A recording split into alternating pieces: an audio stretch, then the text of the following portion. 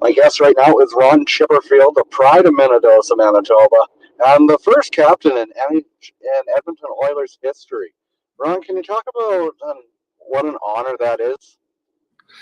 Yeah, I mean, when you're a kid growing up, you can actually think about being an NHL player, but it's hard to imagine being an NHL captain. It certainly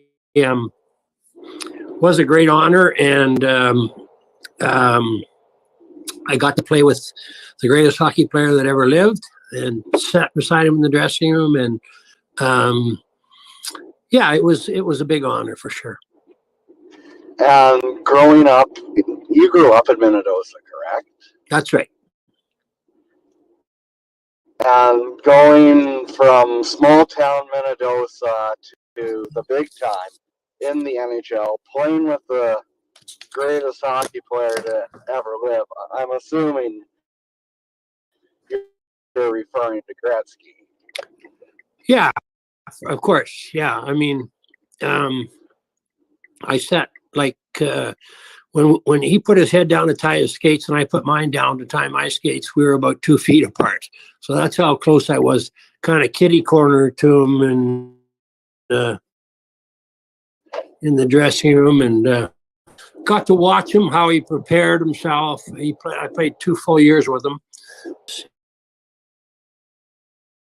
It was something to watch, and I had the ringside seat there. So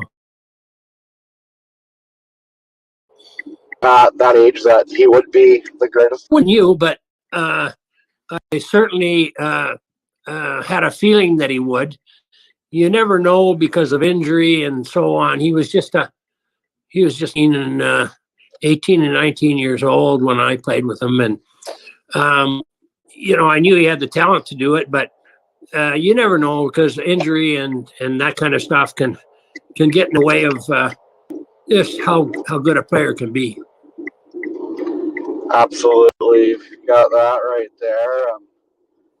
Who were some of the other? Was there anyone else from the area you played with in Edmonton? Oh, I played with Mark Messier. I mean, all of those guys. They were just young guys, and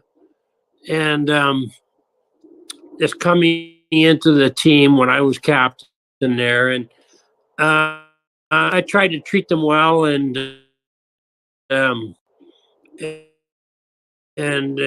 take care of them when I had to, or if I had to, and they never forgot it. Those kids never forgot it, and I still have great relationships with them today. So, were you a part of any of the Oilers Stanley Cup wins? No, I got traded away before all that stuff happened. Yeah, so I was gone out of there about a couple, 3 years before they won the first cup. How disappointing was it? Yeah, I mean,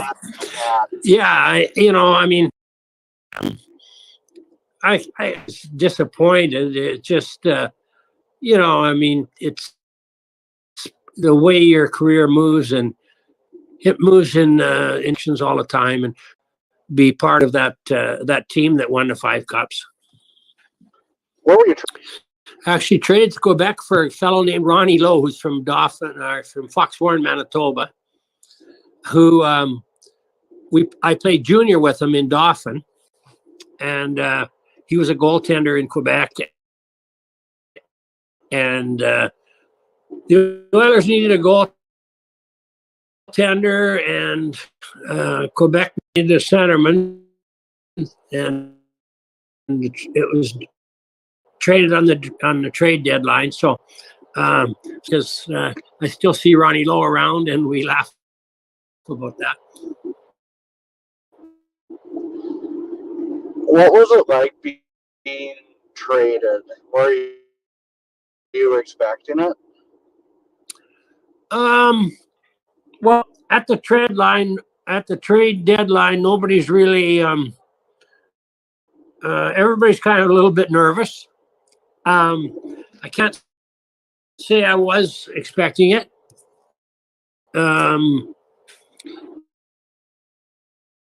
Actually,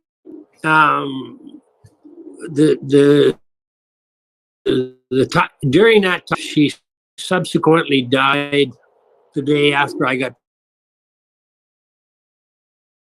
traded. So I wasn't even with the team when it happened. I was at her bedside in Winnipeg. So yeah, I mean, it was a bit of a shock, but I was by that time I'd been playing 7 years prior, and I understood it. Yeah, absolutely.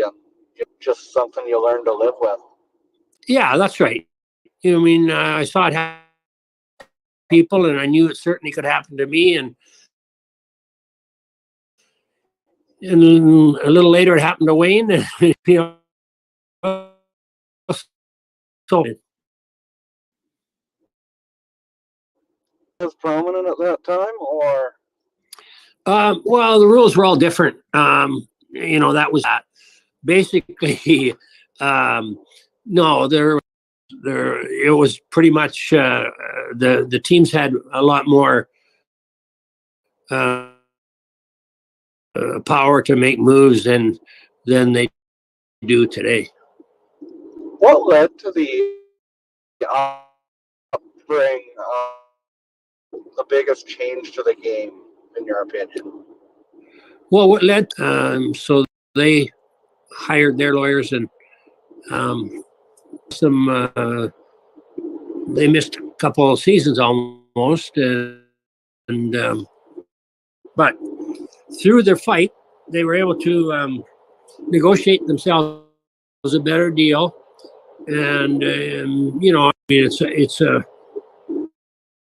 the player has a lot more opportunity now than when we were playing. I mean, you have to remember when I was playing, a long time ago, and so a lot has changed since then. Yeah, definitely. You probably were even a few years in Edmonton before Craig McTavish would become. Yeah, I mean, Mac T, I know well. The way that worked was the NHL made an agreement. Players who were already in the league who weren't wearing them got grandfathered in to the league's rule that they didn't have to wear them. So when that happened, that all the new players that came into the league had to wear helmets. He was one of the guys who was grandfathered in as a player who had been in the league and not worn a helmet, so he didn't have to wear one. Just seems almost unfathomable right now that people would even think about not wearing a helmet just with what we know now, but I guess it wasn't the case back in those days. No, I think I'm trying to think. I played my first 4 or 5 years pro without a helmet.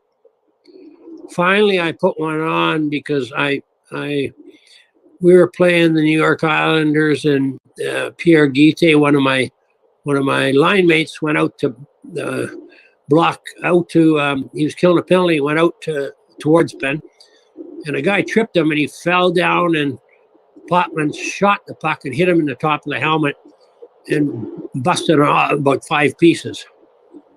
And I was on the ice, and if he hadn't had that helmet, it probably would have killed him.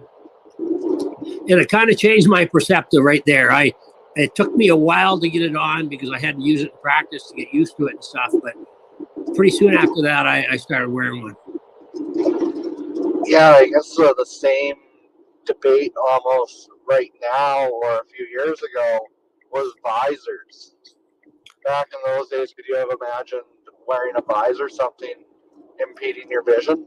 Well, no, I mean, nobody was wearing visors. I mean, a few maybe, a few Europeans maybe were wearing them, but I'd say 95% didn't have visors. No, I'd say 98% didn't have visors. Well, most of them weren't even wearing helmets, so. Yeah, visors. well, that's right. Pretty tough to wear a visor if you don't have a helmet on. Yeah, it would be. What about other protective equipment? Would you guys wear shin pads or shoulder pads or anything like that? Myself, I wore caps, which is all it is a little cap that protected the shoulder pad, didn't come down over the arms or anything. But yeah, most of the guys wore shoulder pads or caps, and the rest of the equipment was pretty much the same. You know, the shin pads and stuff were, you know, they're not as good as the ones that are made today, but we weren't shooting the puck as hard as these kids are now either. So the equipment was good. It was fine. Let's talk about how the game has changed. What's been the biggest improvement or the biggest change in your? Well, the biggest difference now is the speed of the game.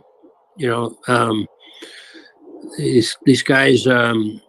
You know, I mean, during the summer we used to go play golf. That was our way of staying in shape, and then we would go to camp and get in shape, and we'd have long camps about a month long, and that would get us in shape for the season. But these kids are training all year long now, and they've got personal trainers, and so you know their bodies are far more fit and far stronger than ours were, and that enables them to skate much faster. And you know, that's, you know, the biggest difference is the skating.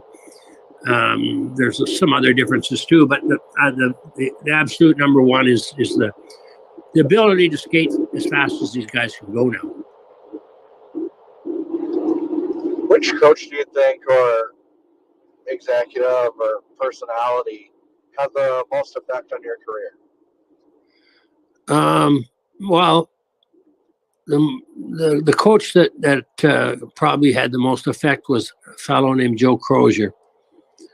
I played 3 years for him, my first 3 years pro, and he was a very you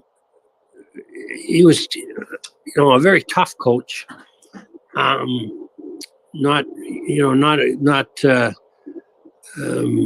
friendly guy at all. But I had some things to learn when I left junior. I had to learn how to play defense, because in junior they wanted me to score goals. So he taught me the game, and by the time I was done with him in 3 years with Joe, I was sound defensively. I could play the game anyway. You know, I knew that the way you play hockey is you never play hockey the same way every shift. You look at the scoreboard and you look at who you're playing against, and then you go out and play your shift. And that can be entirely different depending on who you're playing against, or what the score is, or how much time's left in the game. It changes, you know, based on those three things. So you started up in Minnedosa, and where did the journey go after Minnedosa?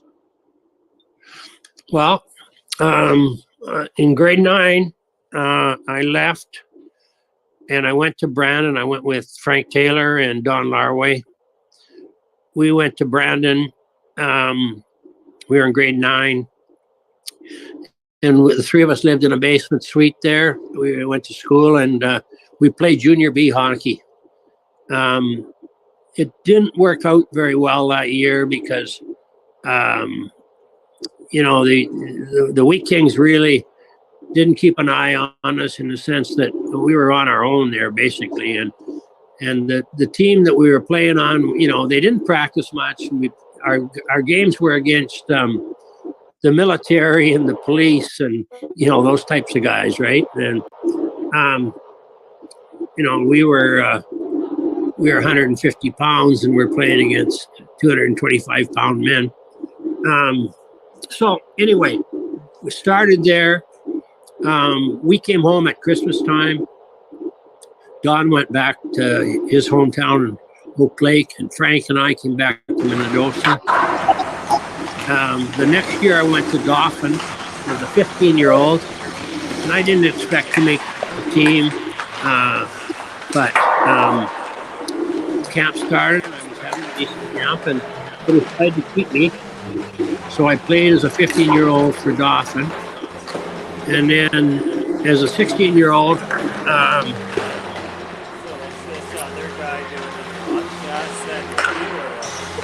This is my producer, Mitch. recruiting me all summer long. I didn't go back to Dauphin or go to Brandon. Finally, Jerry convinced me to come to Brandon. So I 4 years there in Brandon. The last 2 years, Frank Taylor came in and played there as well. So we were roommates at you know, we lived together there the last couple of years. So yeah, there was 4 years in Brandon, and then drafted, turned pro. Where were you?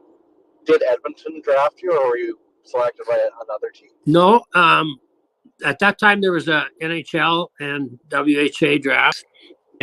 I really wanted to go to the NHL, and but I was picked by the California Golden Seals, which were just a terrible team, and they had a terrible arena. And then Vancouver Blazers of the WHA drafted me, and that appealed to me. Jimmy Pattison was the owner of the team, had good ownership, and so I decided to sign with them. They were offering more money as well than the California Golden Seals were. So there was more money on the table for me, and I just thought it was a better opportunity. I maybe should have gone straight to the NHL. Oh, what makes you say that? Well, I just think that as a young guy, the WHA really they didn't have a farm team.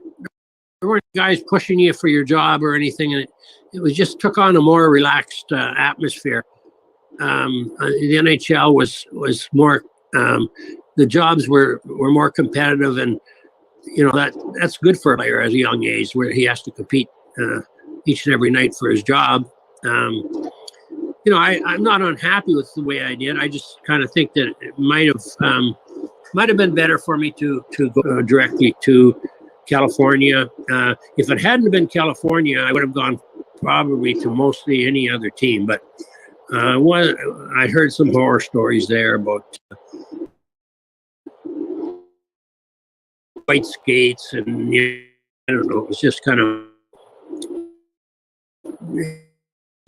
And I was a little bit uncomfortable with. You don't like skates? Well, I'd heard other stuff too, you know, just stuff I probably won't say too much about, but there was a lot of older guys there, and I don't know, it just didn't, it wasn't appealing. Most of the guys they drafted signed other places, and so it wasn't just me, it was, you know, most of the other guys in the same situation where we're making a.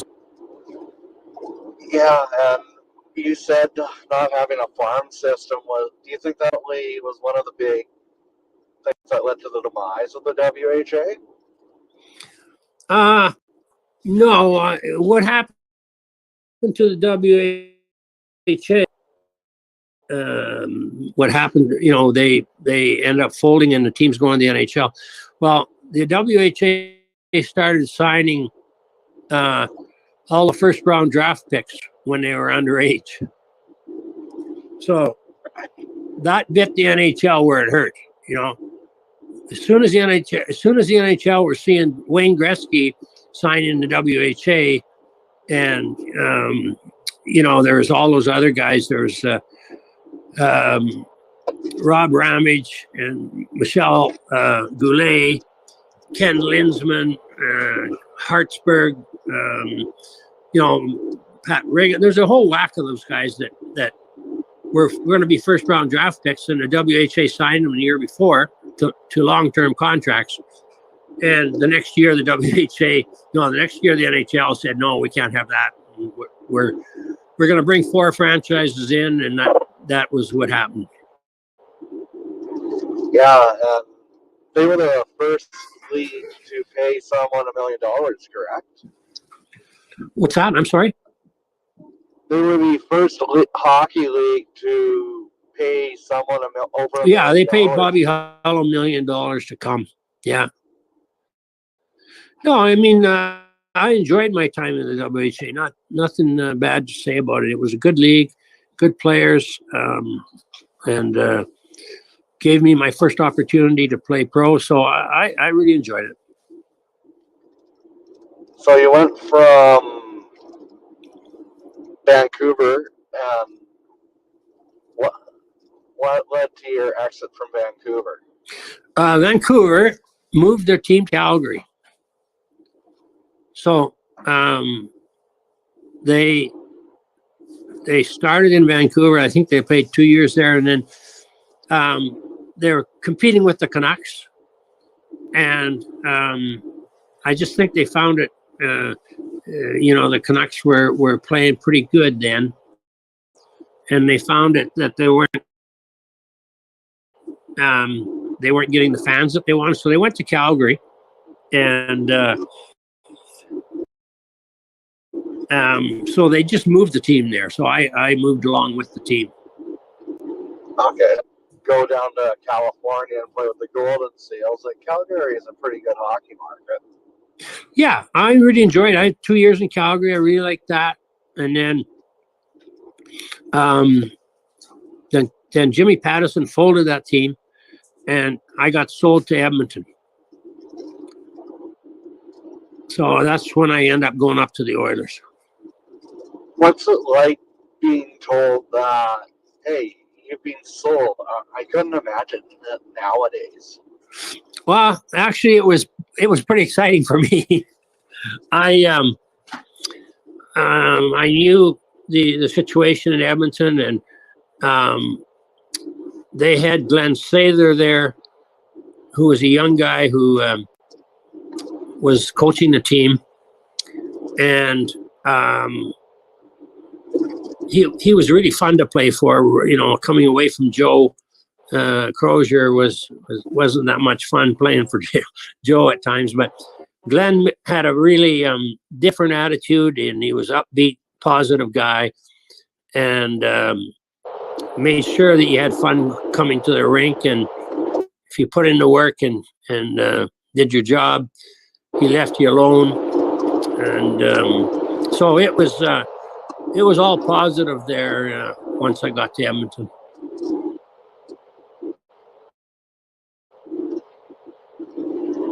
Yeah, I kind of figured it would be, especially with some players you'd be playing with, like Gretzky and Messier. Was Paul Coffey there at that time? No, Paul came. Paul came 2 years later. So a year after I left, Paul came. Okay.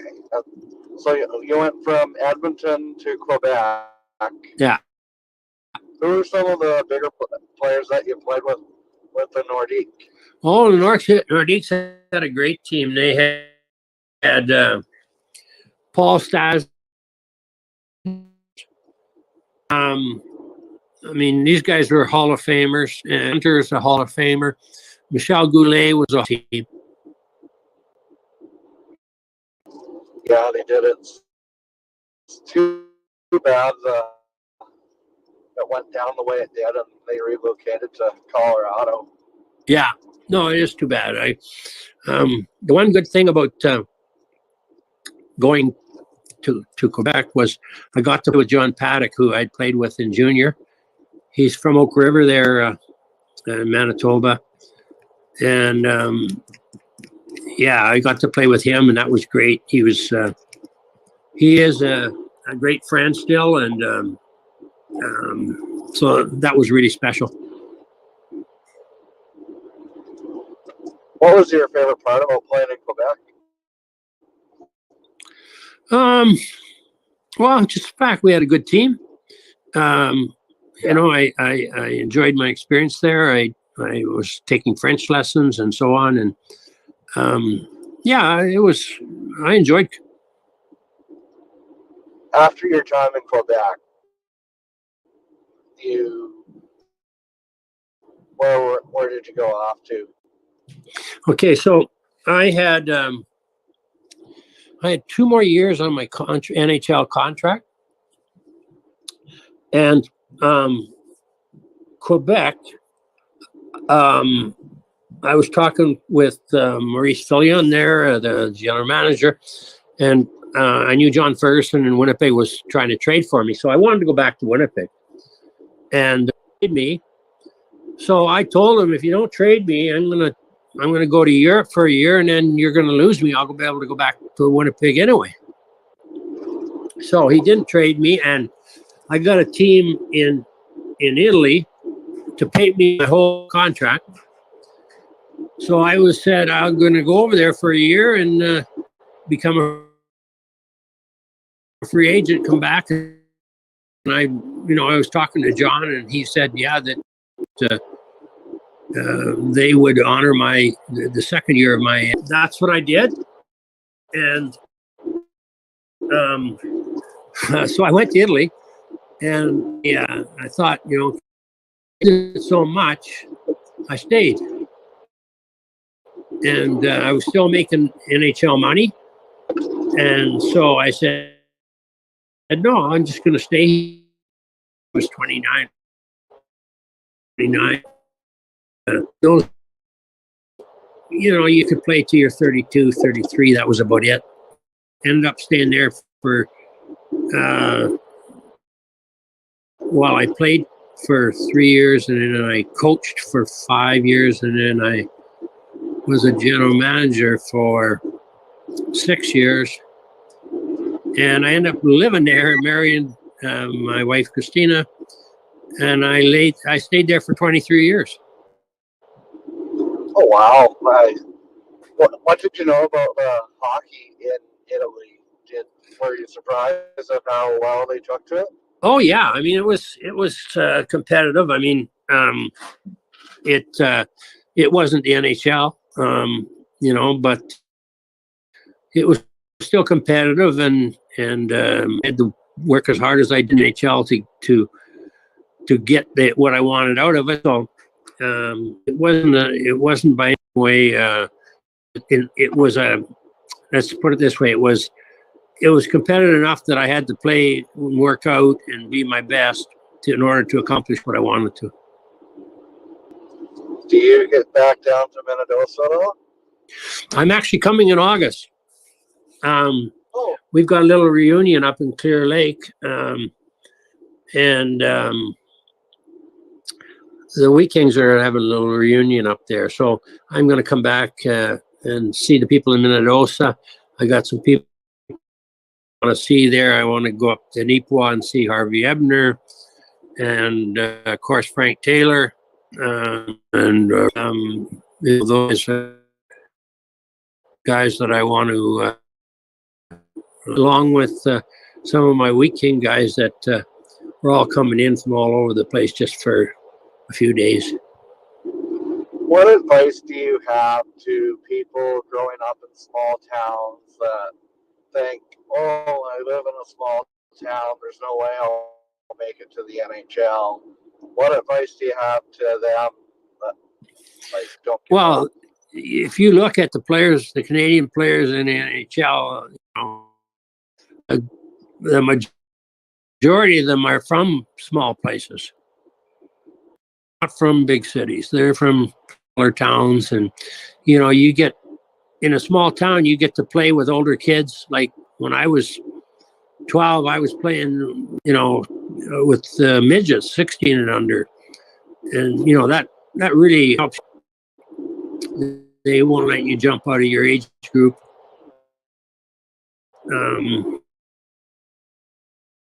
So I think it can be an advantage coming from, living in a small town, and especially if you got some of the people there that can give you the quality coaching. I know when I was young, I had Gord Taylor, who spent a lot of hours helping us out, and need to thank him. He did a lot of the coaching for me when I was growing up, and Earl Lindquist did all the managerial part, setting up the games and so on. Really helpful. So if you get a couple of people like that, and you're living in a small town, there's no reason that's a disadvantage. It's probably the opposite. It's probably an advantage. How important do you think the senior towns such as Boissevain and Minnedosa? Very important. I mean, when I was a kid, I remember I used to go and watch Harvey Ebner. He was the player that I looked up to, and I was at all the games, and you can pick up a lot of stuff watching the older guys play that can help yourself in situations when if you go out and work on some of the stuff you see, it's only going to help you. Absolutely. I grew up as a rink rat. Your team pretty much didn't miss a game from the time I was 10 until I moved to Saskatoon for broadcasting school, and now I'm back. Oh, good for you. Good for you, Travis. Yeah, I mean, the broadcasting part is a fun part. I know I've had a lot of my friends move into that. Craig Simpson and a number of guys actually, guys who are friendly with me, that are doing it and do a great job. Do yourself and get a lot of enjoyment out of doing it, and they are allowed to stay in the game. Would you be interested in doing some commentary maybe later on this series? Well, do that. I can't see the game, Oh, well, that's the beauty of technology. I can invite you to the stream and watch the game. I'm going to film it. I have a camera there, and I think not. No, I appreciate the offer, but no. I think that would be kind of you don't know the names and so on. So I think it's best if you take that on, and I'll just cheer from behind for the Bombers. How is the series going? Oh, the first game goes. Sorry, Ron, we need to cut this one short. We are just getting underway here. We are 30 seconds in. Sunday at 6. Okay. Wednesday. Bombers come away with it. They bang it off the boards, and Bruyere comes down with it, sends it off the boards. Plays it. Moves it off ahead. Good evening, everyone. It's Travis Longman with you, joined alongside Rob White and Mitch Selkirk as our producer in Saskatoon. Rob's doing the camera. Kimmer has it for Boissevain, feeds it down low. Back to the point, high, and that goes wide. Here comes Minnedosa. Elms moves it over. It's Detmer. Detmer is offside, and he's frustrated there. It takes a lot to frustrate the Border Kings, having won your last 27 in a row. Minnedosa would love to be the one behind the one in 27-1. There's a lot of puck action to go, and Boissevain and Minnedosa are both good teams. This series is 1-0 in favor of the Border Kings. Boissevain scored too many. Minnedosa, well, wasn't their best night. Takes a shot, big save there. Kicked aside by the Minnedosa netminder. 18:30 to go here in the first period.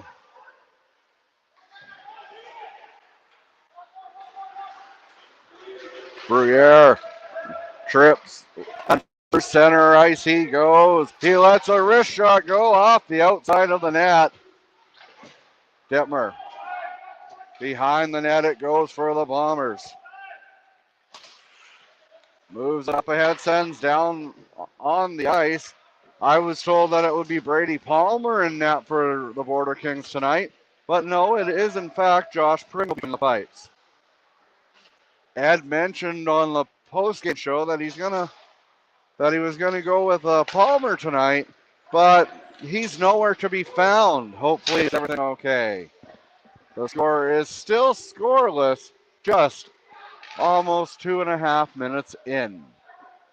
Kept in by Robertson, but not for long. That is a possible break. Here comes Minnedosa, the wrist shot. Big save, Pringle.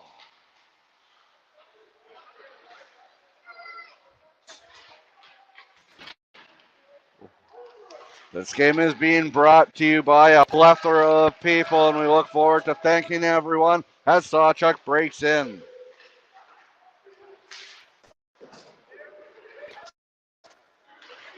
It is a fantastic crowd in the Minnedosa Arena.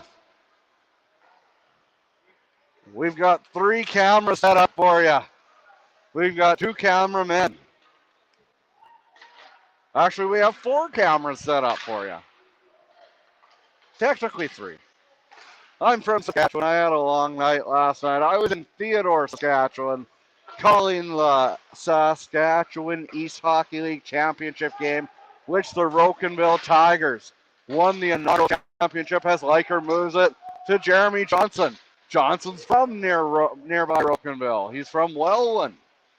His brother was playing last night, but they did not come out victorious. And Minnedosa come through center. It's Jury. Swings it around, it hits the leg, and he'll be feeling that tomorrow. 16 minutes to go here in the first period. Jeremy Johnson coming in with speed. The backhand. Big save there by number 29 for the Bombers. That is Devin Fordyce, one of the top goalies in the league, and they desperately missed him on Friday night. Halcrow comes in. Swings it around over to Robertson. Robertson with the wrister, and Fordyce with the save. You're watching Tiger Hills Hockey League action on TL Media, brought to you by the good folks at Longman Apiaries, as well as Zaley's Furniture in Mooseman, and a plethora of more sponsors that I will get to. We love our sponsors, such as Integra Tire in St. Lazare. Rob White's on the camera down here, and he's doing a fantastic job. He's a rookie. Be wary of Rob. Ed and Joyce Agnew, how are you guys doing tonight? How's everybody watching? I know we're probably still having supper in Saskatchewan, but no better thing to do than to watch a hockey game while you're eating supper and getting ready for Murder, She Wrote reruns on the Vision channel. That Angela Lansbury, she has more talent in her middle finger than a lot of people, especially at Chapman Motors, have in their life.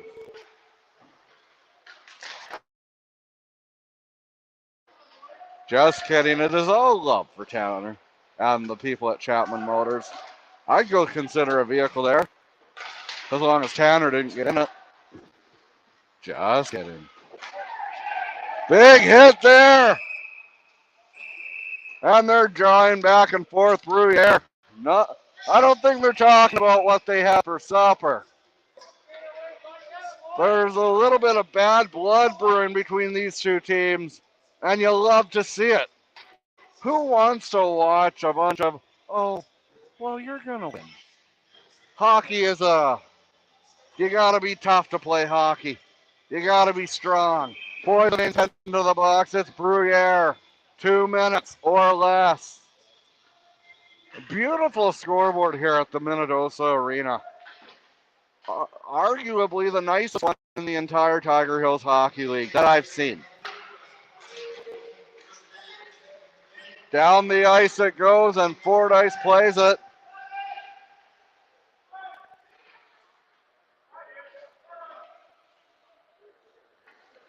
I know. Correction, that's jury. One of two juries. And the jury was in on that one. But he'll go back to deliberate what he could have done better. Moves it ahead. Jury. He's having some words. The other jury moves it back to the point. The howitzer, but that missed by about 25 feet and a quarter inch. Battling along the corner. Feeding it. It's the jury's 41, Shane. Matt Saylor, correction, is the 91. Unit 91, come in 91. They desperately need Saylor to get going. It was just an off night for the Bombers on Friday night there. They were missing so many people, including Devin Fordyce, who is a brick wall between the pipes. He is definitely the foundation that you want to have on a new house. If housing Devin Fordyce has their foundation, there would be no problems in this world. Minnedosa breaks out through center. Elms behind the net.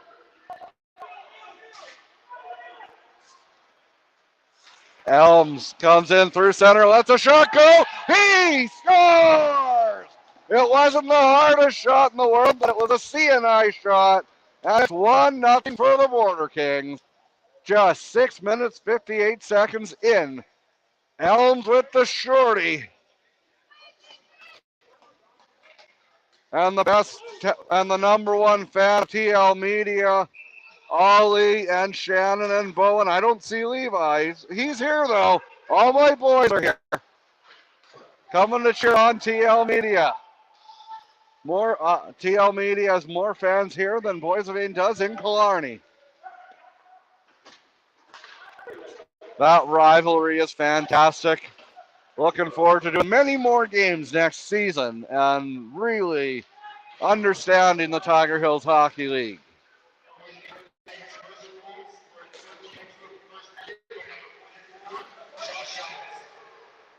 Elms numero 44 makes it 1-0. Down the ice it goes. And Sherlink. I call him the Big Moose. Coach Ed calls him Diesel. Says because he's a big truck out there. Some people say something else that rhymes with uck. But I can't say that live on air. 12 minutes to go here in the first period. It remains 1-0 for the Border Kings. So far, though, Minnedosa has played quite well. As Robertson. They were embarrassed on Friday night, and rightfully so. 12-0. They're a much better team than the 12-0 score indicates. The Bombers, they're my favorite team named the Bombers, by far. With all respect to Flin Flon, no respect to Winnipeg. I'm a Rider fan, keep in mind.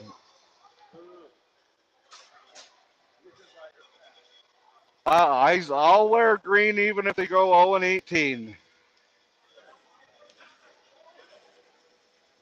It was a rough year last year for the Rough Riders, losing back to Winnipeg.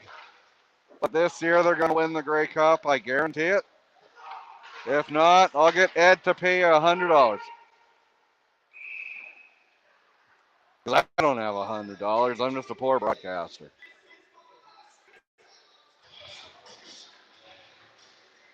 Face-offs coming down to Pringle.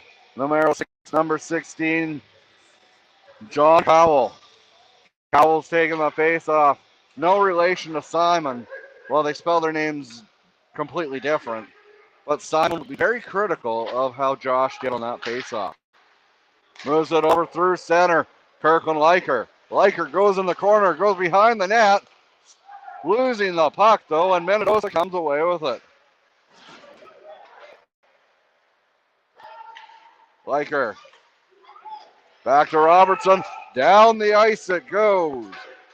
Feeding it up ahead. Possible break for the Border Kings. Down low. Jeremy Johnson. Jeremy Johnson has it. And just out of reach.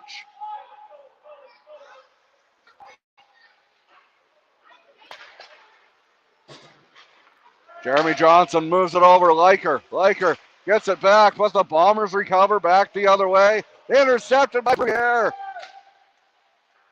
Behind the net, Johnson shoots. Big save. Takes a shot. And Fordyce makes a save.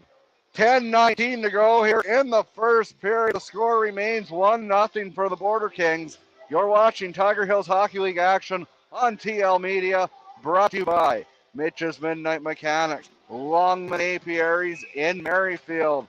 Tell him to grow his beard back, as well as the good folks at Integra Tire in St. Lazare, and Universal Satellite Sales in Rocanville, and Rocky Mountain Equipment. Pringle's out to play, moves it over to Bruyere. Still no sign of Levi. Oh, he's just watching like a good little boy. Moves it over.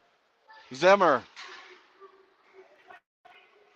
Captain Dimmer takes a bump, but he doesn't do the hump. He falls though. Zimmer battling for it in the corner. Moves it over. Back to Bruyere. Bruyere over. Moves it over. I don't know what he was thinking on that one. Maybe he wasn't. Maybe he was just thinking, why am I here on a Saturday night at the end of March on spring break?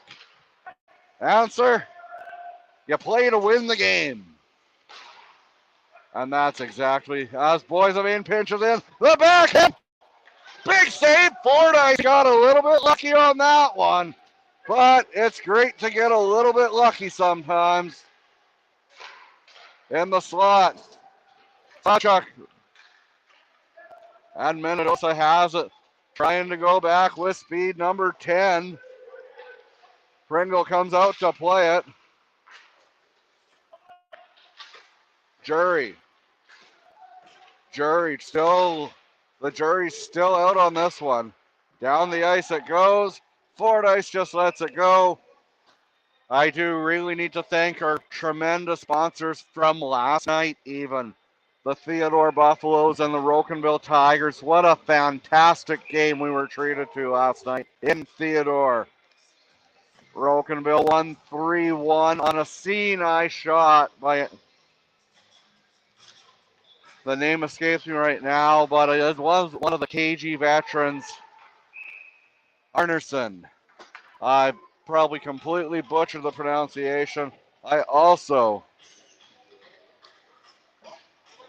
Folks, I have some bad news. If you're a fan of college basketball and Cinderella and underdogs, brace yourself. I got some bad news for you coming up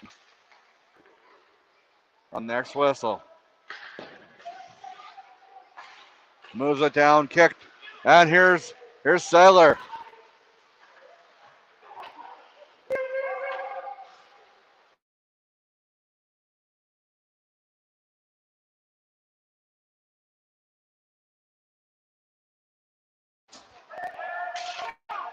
Jury looking for Saylor, but that's intercepted. Sawchuk with the shot, and he shoots at about quarter inch, maybe give or take a few centimeters. Game's 1-0 for the Border Kings. It's still anyone's game. Tell your friends, tell your dog. Dogs are smart. They can use a tablet, and they might get lucky, and they might find the right site. A large contingent of Boissevain fans here. My wife, our 3 kids. We left Teddy and Kitty and Oreo at home, though. Cats and dogs do not belong at rinks. We could have a fight over the far end. Someone sent security over to the far end. We have a bunch of kids that are misbehaving. A bunch being 2. 7:42 to go here. Moves it down, Briere. Briere feeds it up ahead.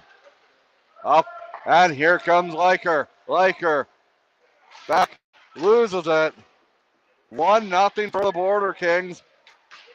Poked off his stick. And here comes Jeremy Johnson.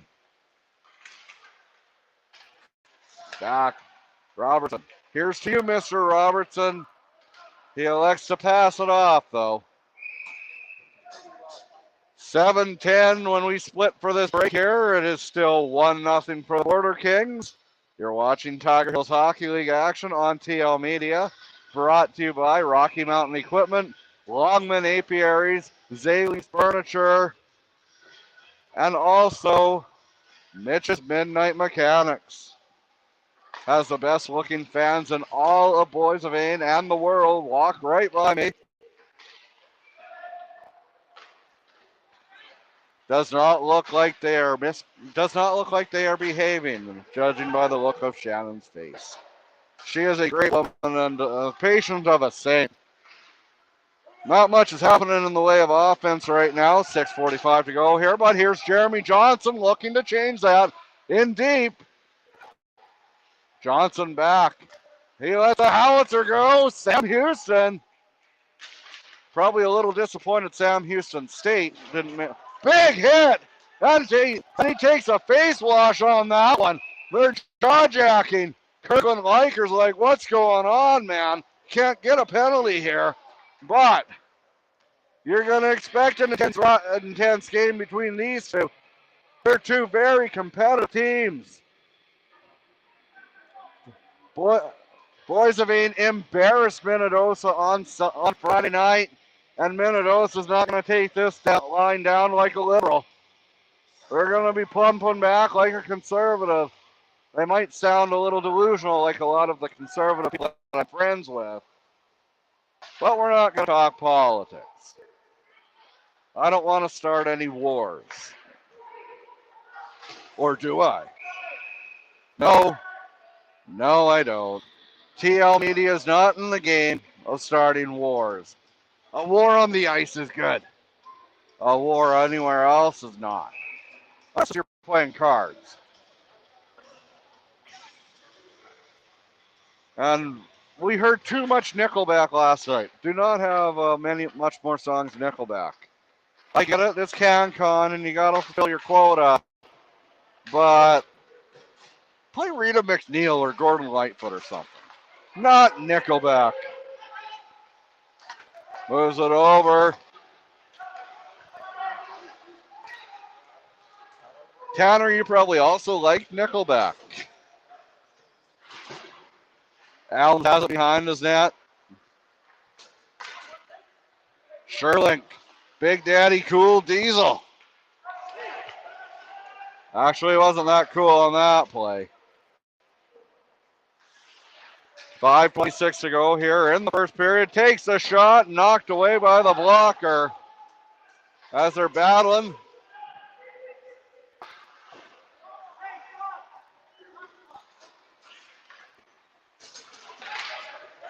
Robertson.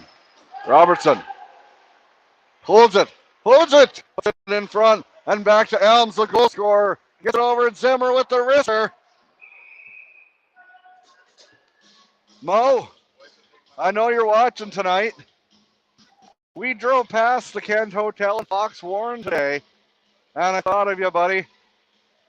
Said to Shannon, hey, that's where Zimmer's grandpa runs. It looks like a quality hotel, and if you're going to Fox Warren, stop on in and see Mo.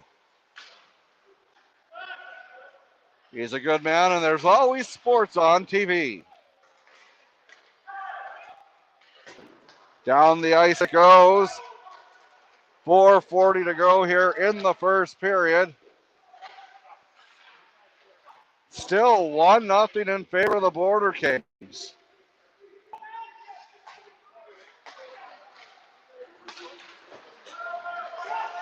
And it's LeBlanc. Gets by him. But he went down harder than something I should not say right now. He went down harder than me on ice. North Carolina has knocked off St. Peter's. Cinderella's slipper is broken in college basketball. But the Bombers are hoping that it's translating to the Tiger Hills Hockey League. The Border Kings are on the power play. Nick Cameron's in the box. LeBlanc takes a shot. That one goes about, we'll say about 76 feet over the net. Give or take about 50. Big poke check and down the ice. Down the ice it goes. I was just doing a little bit of foreshadowing. Bruyere. 3:50 to go here in the first period. Dittmer has it. We're going to try to catch up with Boissevain legend Ed Dick after the first period. He has his game face on. He's impressed with how his team's playing. He'll be happy with that they're winning, that's for sure. How could you not be happy when you're winning? Bruyere, down low. You know where you always win? Longman Apiaries in Merrifield. Down low, poked. Big save, Fordyce.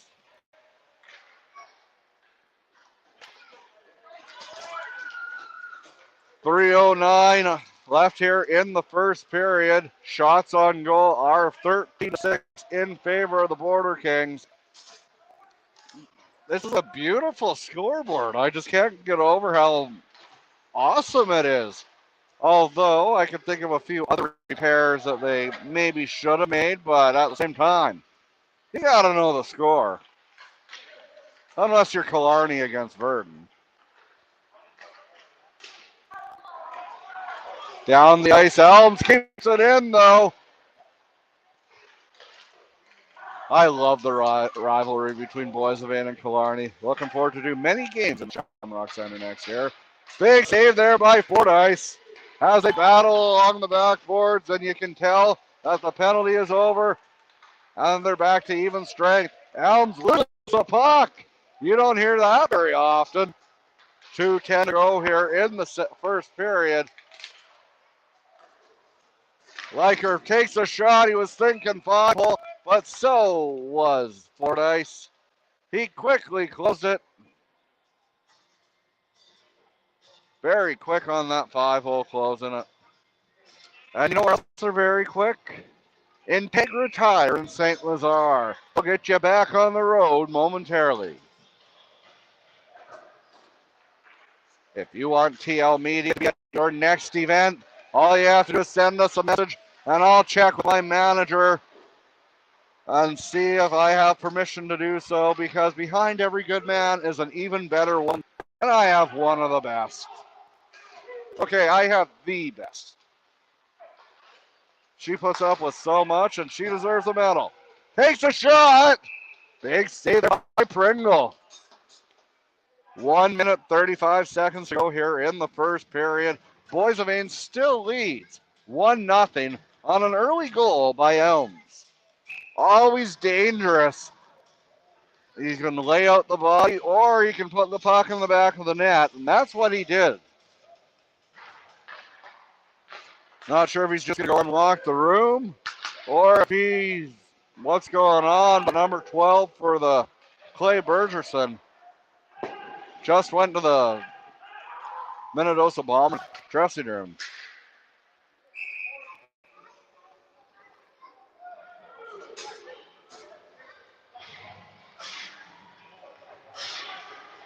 I would have to turn down the medal that Ed gave me, but I would accept one from the entire Tiger Hills Hockey League. I am more than just the voice of the Border Kings. I'm the voice, I'm the video, I'm the broadcaster of the Tiger Hills Hockey League. Easy for me to say. Tanner, I take a medal from Chapman's Motors, that's for sure. Probably runs better than most vehicles.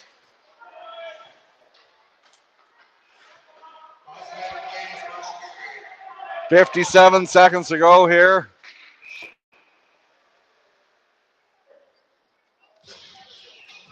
It's great that we have Terrence Anderson with his interaction. Terrence is a good all-around guy.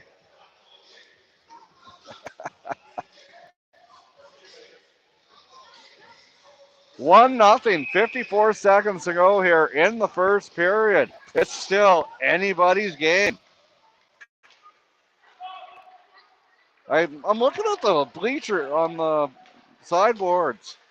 Manitoba's largest pond hockey and pondspiel events.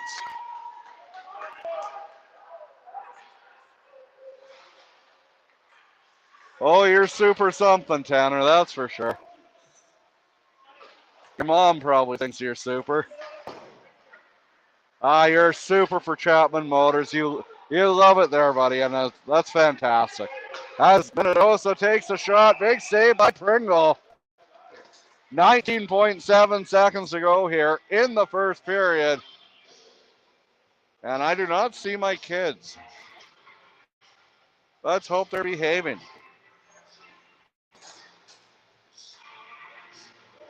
Elms open the scoring, and Pringle's been shutting the door. He's been busy. He's been quite busy tonight. He's made 8 saves.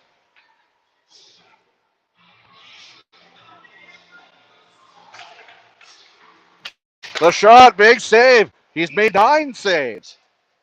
Hopefully it doesn't get to 12, because I'm from Saskatchewan. We have a hard time counting past that.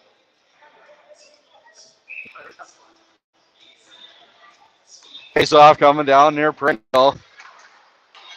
Robertson with the backhand down the ice. He's just content with killing time. Or is he? No, he is not. But offside. Just a bit offside.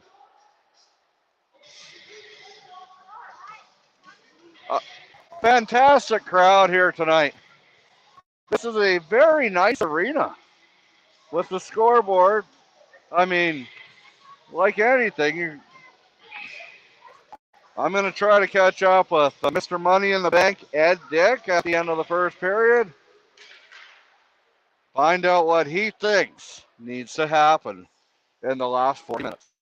Anyway, we're wrapping up the first period of action on TL Media, and we'll be right back with a short interview we're going to go right to the source and ask the horse. You've never heard of a talking horse? I'm going to go talk to Mr. Ed. We'll be right back.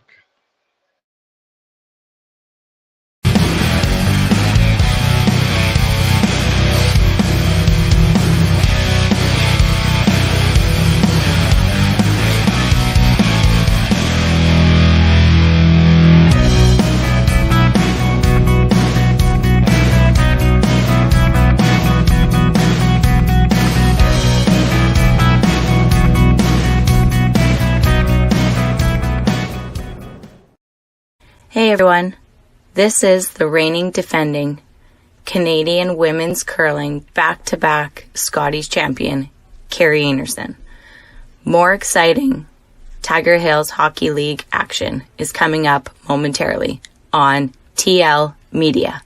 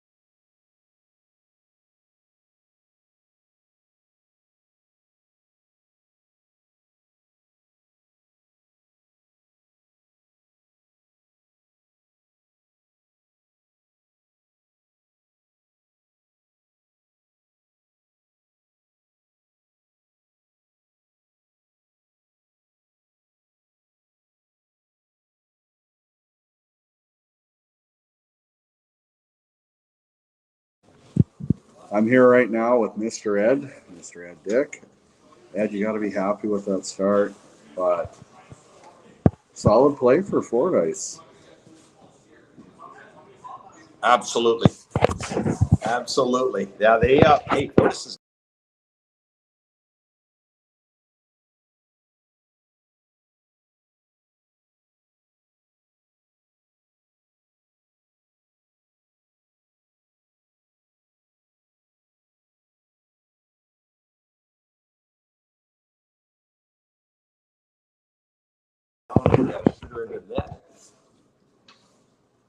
What do you guys have to work on in the second period? a little more aggressive than we were. Yep. A little warmed up last night.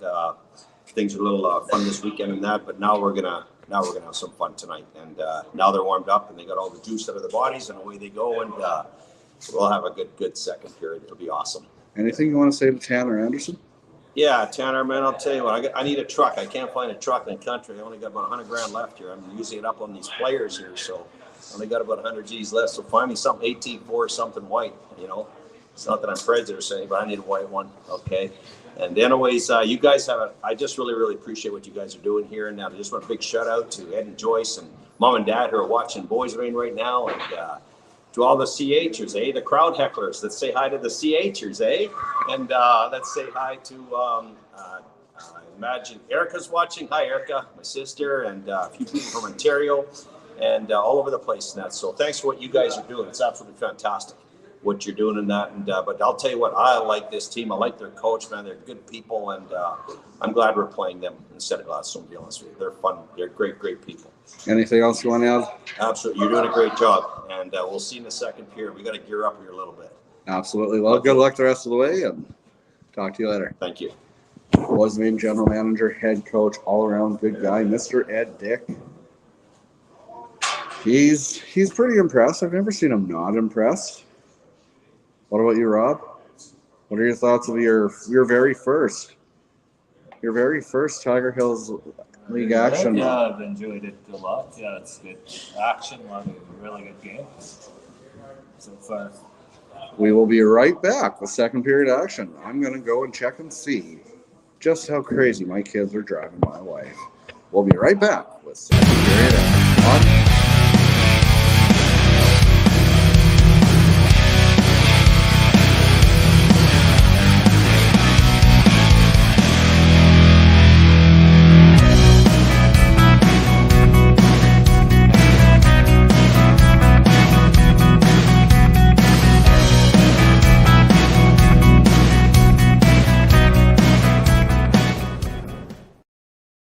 Hey, this is Ken Miller, former coach of the Saskatchewan Roughriders.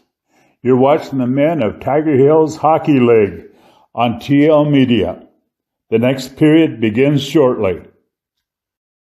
If you want to go down, set up that camera and go down that far one and just touch it up. Okay. Get it to work. Okay. All right. Well,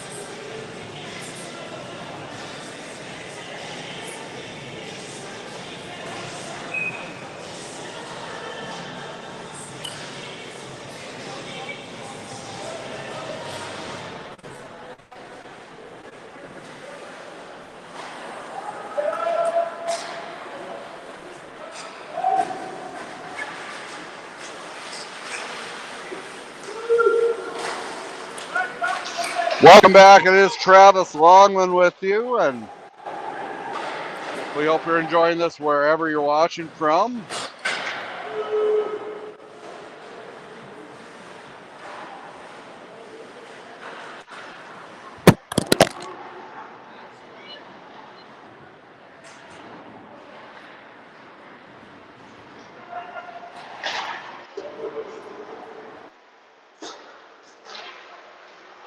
There we go. We were just having a little bit of audio feedback. I was trying to get it away.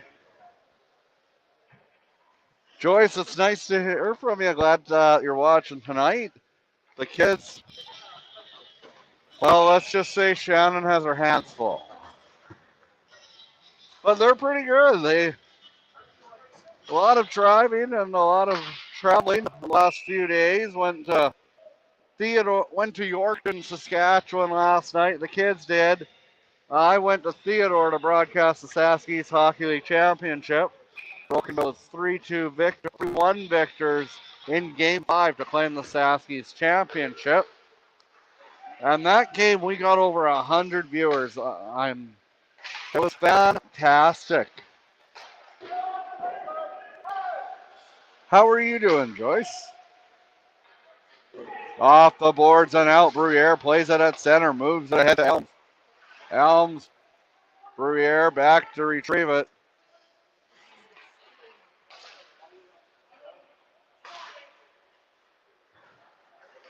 Bruyere moves it over.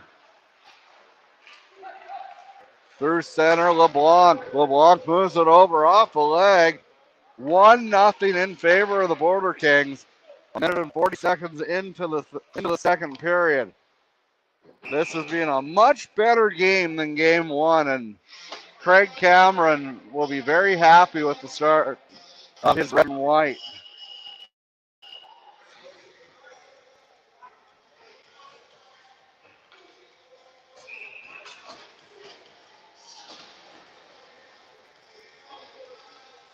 Zimmer is out there, takes the face off, and Boissevain gets it. Detmer back to Robertson with a blast, and Fordyce extinguishes that blast. If he can see it, he can stop it, and more likely will. You're watching Tiger Hills Hockey League action on TL Media, brought to you by Longman Apiary in Merrifield. And the good folks, like Stan Langley in Rokenville, your Articat dealers. We'll get a word of our sponsors momentarily. Moves it over the blast, shoots it. That one goes wide. 17:50 to go. Moves it down. Pringle out to play it. Still no sign of the Longmans out in the stands. Hopefully they're behaving for the wife. Otherwise, I might have to leave early. And we don't want that. Zimmer moves it over behind LeBlanc. Hits a leg, hits an ankle, maybe a Kegel. And anyway, it's covered by Fordyce for the save.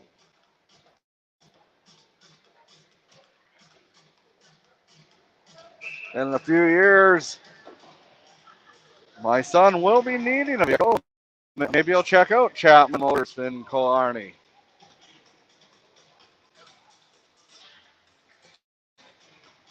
Tanner, you can hook him up with a deal.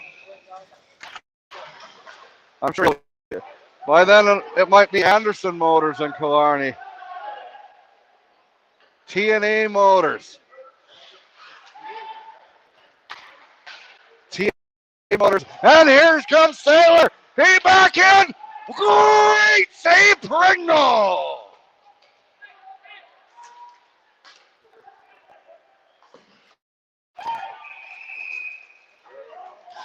Pringle. Wow. Save of the series for Pringle so far. I mean, that was by far Minnedosa's greatest scoring chance in this series. And the volunteer fire department to call him because he's great at extinguishing. Down the ice it goes, and we'll head to the bakery. 16:52 to go here. Second period. Boissevain 1. Minnedosa 0. Likers out there to get it. He wins the face-off, and Boissevain comes away with it. Puts it on net. Jeremy Johnson. Stopped by Fordyce.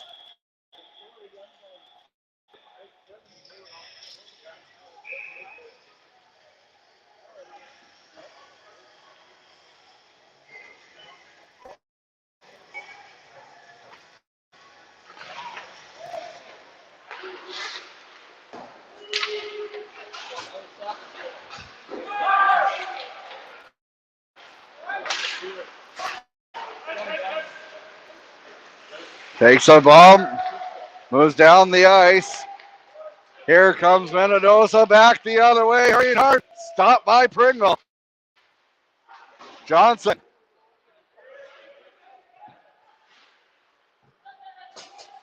Still 1-0 for the Border Kings. On a goal by Elm. Zimmer. He. Nothing nice. I said Zimmer 3 times. I think I scared him off. Here with the shot. Knocked down by Fordyce and kept in. Moves it over the backhand. Look to go 5-hole. But he closes legs faster than someone looking for a little bit of action on a Friday night. And no, this is a family show. We're just going to rewind it a bit. He closes legs faster than Dominic Hasek. Yes, that's a family friendly. Sawchuk out there to take the face off. A 2-16 battle. That was a 16 in blue that came away with it. It is Patrick Lease. Sent off the boards. Bruyere moves it over. Down the ice it goes by Robertson. Out to get it is Fordyce. Fordyce is making a world of difference tonight. And Lease, he kneels in the corner. Almost looked like he was trying to do a bit of Tebowing. Is that still a thing even? Puts it on net. He tried to anyway. Once again, Fordyce shuts the door. A hot goaltender can give a team a world of confidence. And that's what Fordyce does to the Bomber team. He plays with intensity.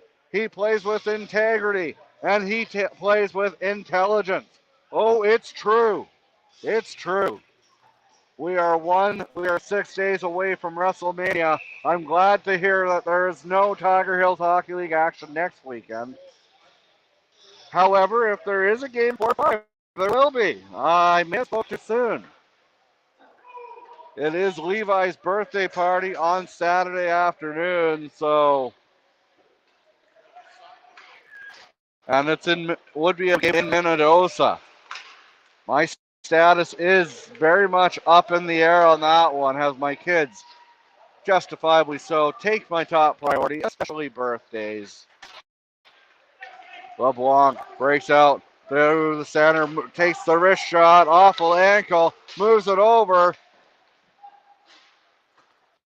Zimmer back. Robertson with the blast, and ouch. He'll be feeling that tomorrow, and he's probably feeling it right now. Moves it over. Bruyere. Flashing the leather for his 23rd save of the game. Devin Fordyce. He's a man on a mission. He wants to make history. He wants to end the Border Kings win streak at 27. He wants to be the one in 27-1. Devin Fordyce. Maybe a little inspired from the Canadian men's soccer team this afternoon. For the first time since 1985, they are going to the World Cup. They are going to Qatar. And, I think they might actually score a goal this time. They're looking impressive against CONCACAF competition. I mean, Dittmer has it down low, feeds it across, he scores! LeBlanc with the feed from Dittmer, and it's a 2-0 game for the Border Kings with 13:51 to go here in the second period. Fantastic feed and a fantastic result if you're a Border Kings fan. Great effort, and you just can't leave any of the Border Kings wide open. Not much Fordyce could do there. He was like a man without a country.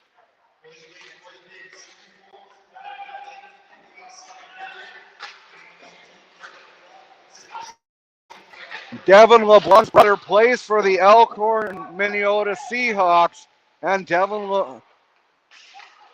his brother, works at Mainline Motors in Vernon. If you need a new truck or a used one, go down there and see them. Or if you're closer to Killarney, go down and visit Tanner. There's plenty of good people that are selling vehicles, and plenty of good people like TL Media for some reason.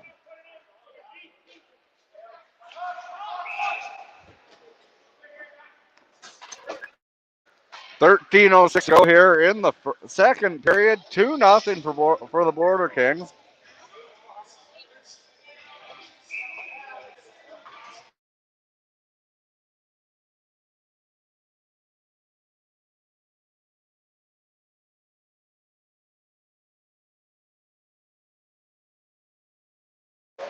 So I just had to hydrate a little bit. I mean, now, believe it or not, I don't like to talk. It's like I save my talking for when I do these broadcasts. Shannon would disagree with you, but and let's be honest, women are the smarter gender. Smartest thing I did was marry her. Smartest thing she did was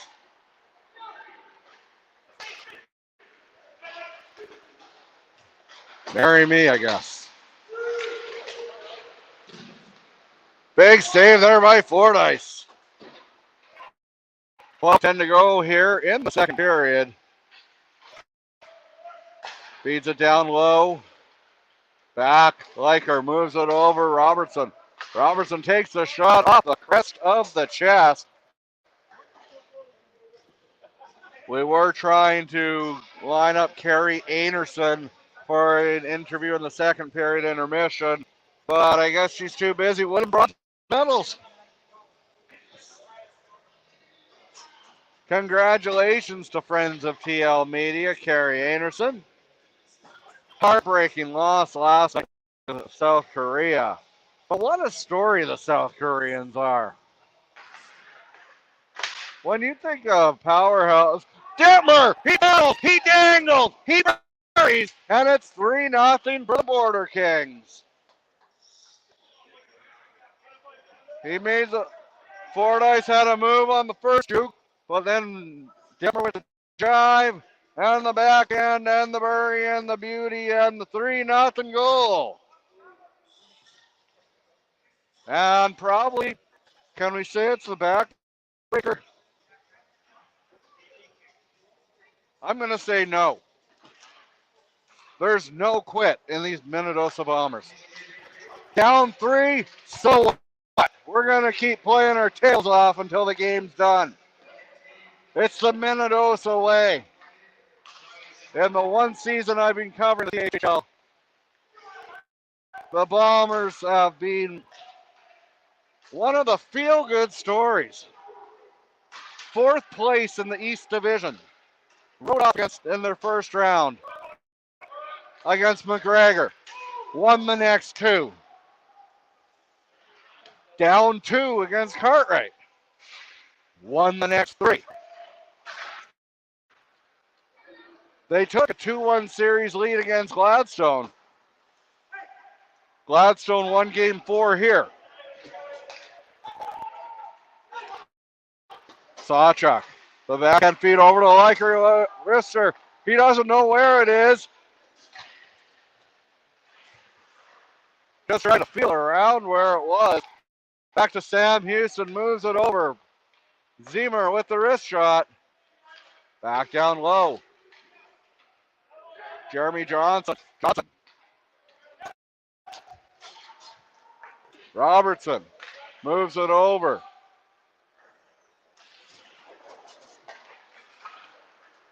.25 to go here in the second period. It remains 3-0 for the Border Kings. Takes a shot, almost hit the outside of the post and kept in there by the Bombers. Sent down the ice, intercepted by the Bombers. Riker moves it ahead to Jeremy Johnson. Maybe he was up too late watching his brother's game last night, and he was a little lethargic at that attempt. Almost at the halfway point of the game in this fantastic crowd in the Minnedosa Arena. It is a wonderful place to watch a game. I know I've enjoyed my first trip out to Minnedosa. Such a great area. They have walk in the fields in the summer, and they have a beach that runs through their town. So if you're not familiar with Minnedosa, check it out. Moves it down the ice. Big circle. Body out. Johnson had his elbow. Thankfully, he tucked in for the Border Kings.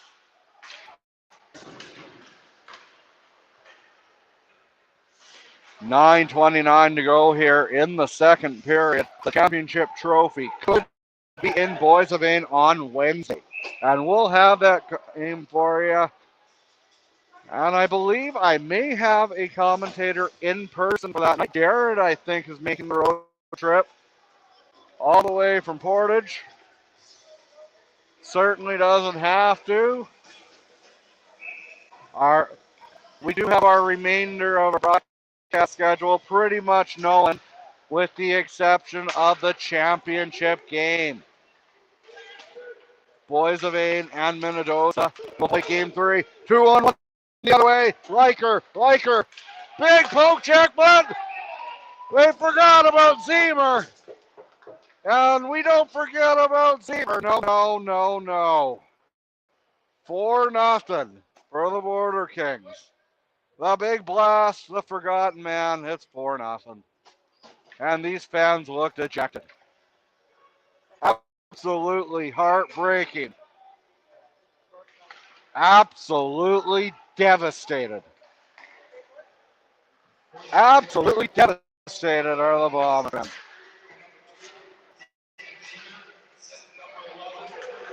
But they're not quitting either. The Bombers are coming back the other way. Our next broadcast will be Wednesday night. I mean, unless I'm asked to travel to Alberta or something tomorrow to do a senior game or whatever they need, maybe Sportsnet will give me a call. I doubt it. I mean, I couldn't go. My wife works nights. She works at 11 tomorrow night. Yes, I have a wife working nights 11 to 7, and very little sleep when I go out to do these broadcasts. So the accolades should not go to me. She deserves all the kudos. She's the patience of a saint. It's not easy, definitely. 3 young kids. My oldest, it will be 7 on April the 8th. My big guy, he's 5. And we have our hands full with Bowen. We have 3 kids, 7 and under. And speaking of 7 and under, this game, I'm sure Minnedosa would consider a win if they could just keep Boissevain under 7. The high-flying Boissevain Border Kings. If this was pro wrestling, they would be the heels of the league. Because, let's face it, there's a lot of animosity towards a person that I have the utmost respect for. And Obviously.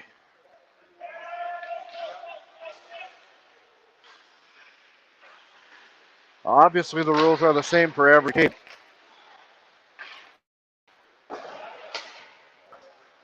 But when it starts to get 8-12 nothing, and the style you're playing, like you're still playing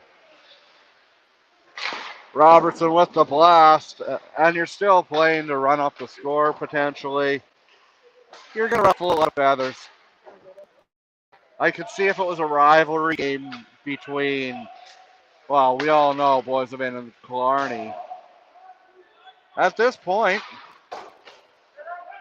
it's almost like that show Seth Rogen went to down in Tijuana, Mexico on that one movie. You almost feel bad for it.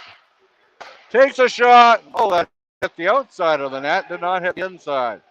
Back. Robertson off an ankle. 6:35 to go here in the second period. And back the other way, it's Sailor. I'm assuming he's not a drunken sailor. But what would you do with a drunken sailor? We're not early in the morning. It's fairly early in the evening. And he's hoping just to get a goal. The Bomber fans. Oh, look, more Nickelback. That's one thing you won't hear Tim Chalner playing Boissevain.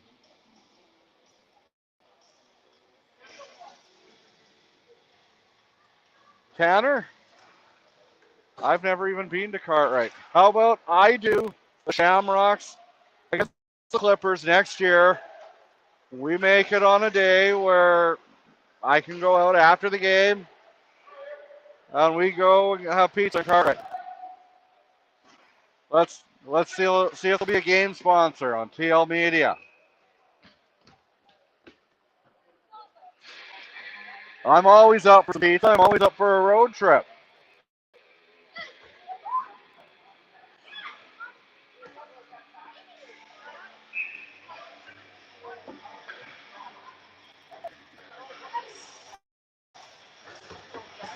Sawchuck's about to take the face off.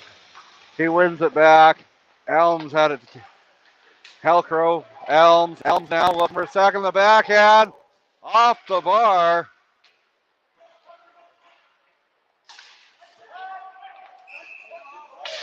.5:33 to go here in the second period.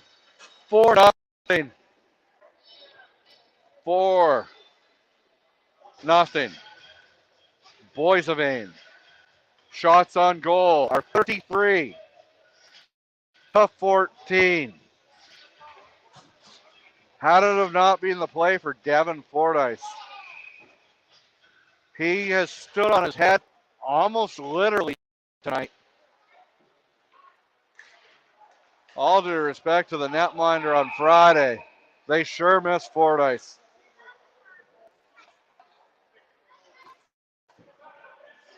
.5:25 to go here. This game is being brought to you by Mitch's Midnight Mechanics in Brandon, Longman Apiaries in Maryfield. Make sure you tell him to grow his beard back. Rocky Mountain Equipment, Integra Tire in St. Lazare, and also Universal Satellite Sales in Rocanville. Go see Stan. He's the man.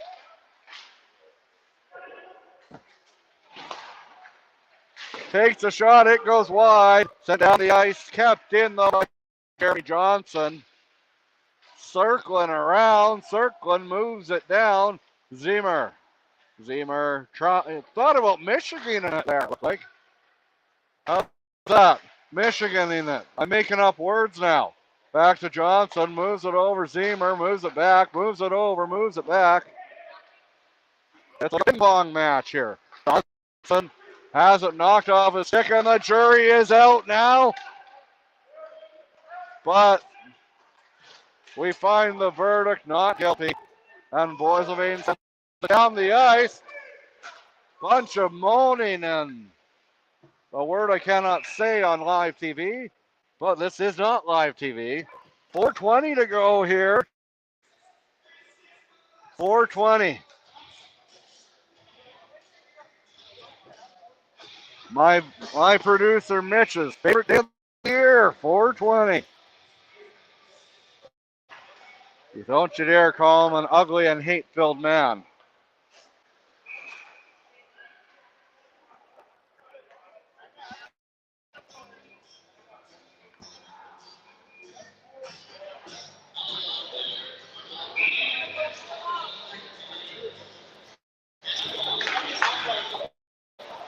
Question for people watching. What is the name of the Tiger Hills Championship? Does the trophy have a specific name? I'm sorry, this is my first year covering the league. First of many. TL Media is the official broadcaster of the Tiger Hills Hockey League. A lot of people broadcast, but no one else is the official. I am the official. And we love it.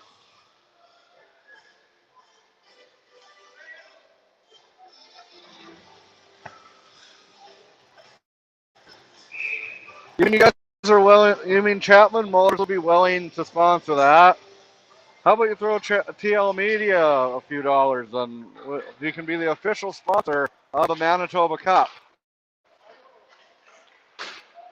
If you're interested in being a sponsor of TL Media, as we will be live in Verdun, April 4th, 8:30 face-off. Then April 7th, the Keystone Center, Westman Communication Group Place. I believe it is a 7:15 face-off. Boissevain, Elkhorn, the unstoppable force against the immovable object. Both teams have long winning streaks. They have not lost this year. It's been a few years since Minnedosa Elkhorn have lost.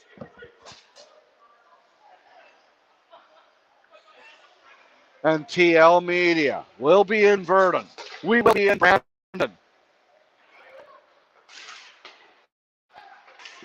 Takes a shot. Fordyce.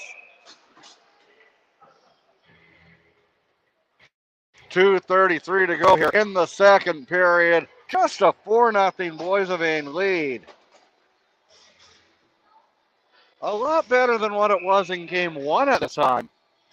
And the Bombers have played really hard. They're giving it their all. They don't want to go down 2-0 going back to the frozen tundra of the Boissevain Arena. In front of both fans there. I think they actually made the trip. I see Betty and Owen right now. Let's pack the dome. Pack the barn. It's an 8 o'clock face-off. Pack it. I want to be fighting for my broadcast location. Let's fill the barn. Halcrow takes a shot. Unfortunately, we could have some fisticuffs here. Patrick Lease looks like he was a third man in. Halcrow, he's going 8 nuts on him. I don't even know what started it. It just looked like Lease went berserk. The mild-mannered Patrick Lease off the ice. I talk high praise about him, but he definitely but a Patrick Lease, definitely an issue, definitely a reason. He's one of the nicest people you can meet off the ice, an all-around good person, but good people snap sometimes. Even the best fall down sometimes. Sometimes the sun refuses to shine. But you'll somehow find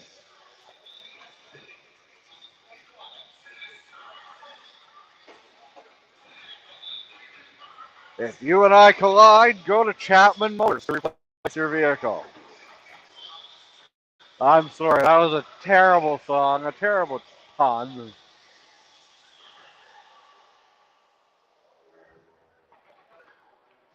I would like to applaud the seat cushions here that I'm seeing in Minnedosa. It looks like a tree stump. I'm not sure if someone makes that or very good knitting. Maybe a little bit of crocheting. Producer Mitch, what do you think? I think, could you make some of those with the TL Media logo on them? Oh. Not much is happening. I'm just trying to entertain. Hopefully I'm doing that. Probably a bunch of eye rolling. A little bit of rigor mortis was setting in my ankle, so I had to get up and move. Rigor mortis. A 4-syllable word. Rigor mortis. But 4 syllables, one giant pain. What do you think they're talking about? I think they're talking about... No?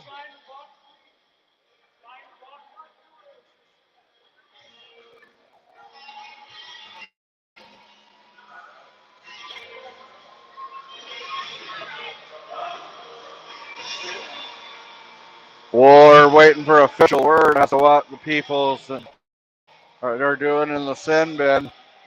Leask is there. Zimmer. Heading off is number 27.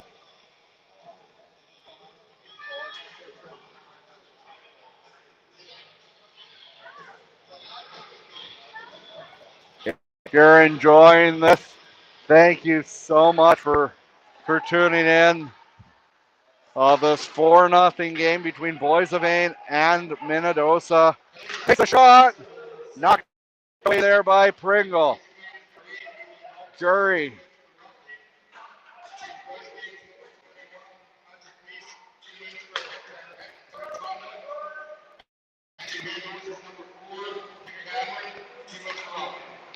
Lease gets 2 minutes and a 10 for a hit to the head.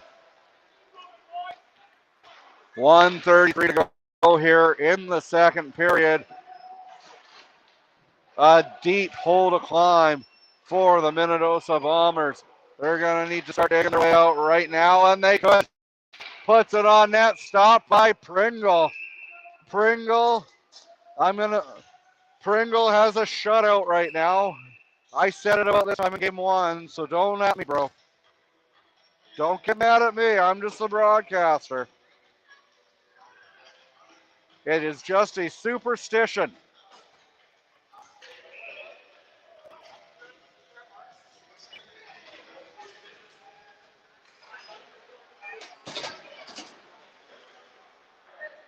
Captain Minnedosa cycling it down low.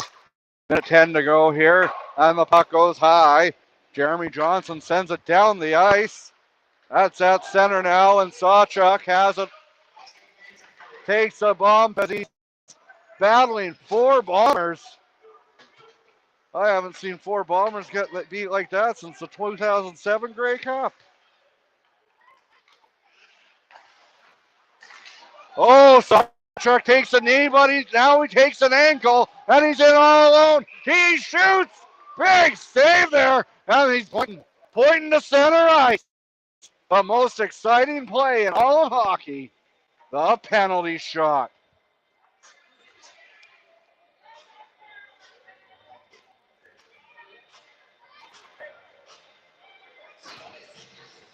Sawchuk about to take the penalty shot. Sawchuk. Fordyce.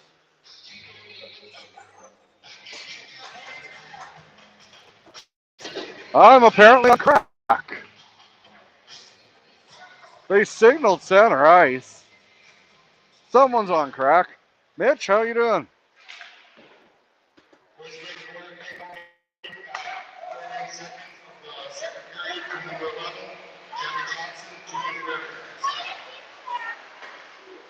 I'm not sure I understand. It's like calculus. On the board! They score! 19 seconds up in the second period, and you can hear the bomb siren. 4-1 Border Kings, but there's momentum. Mo is in the building, and he's not wearing blue. They are, for lack of a better term, PO'd on the Border Kings bench. I'm not licensed. I could have said it.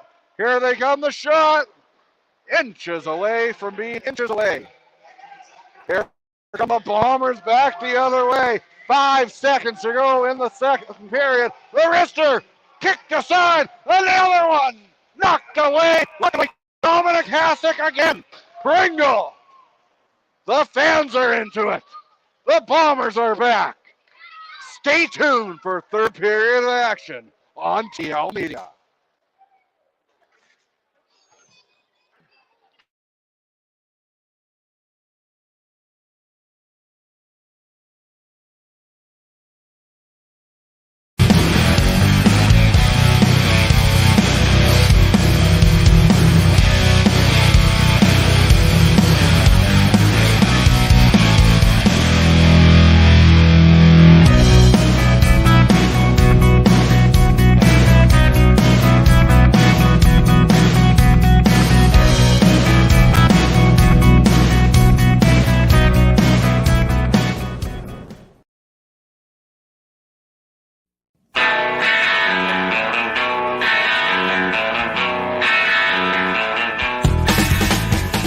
Hey, this is one of the original voices of Monday Night Raw and one of the top 10 worst wrestling commentators of all time, Rob Bartlett.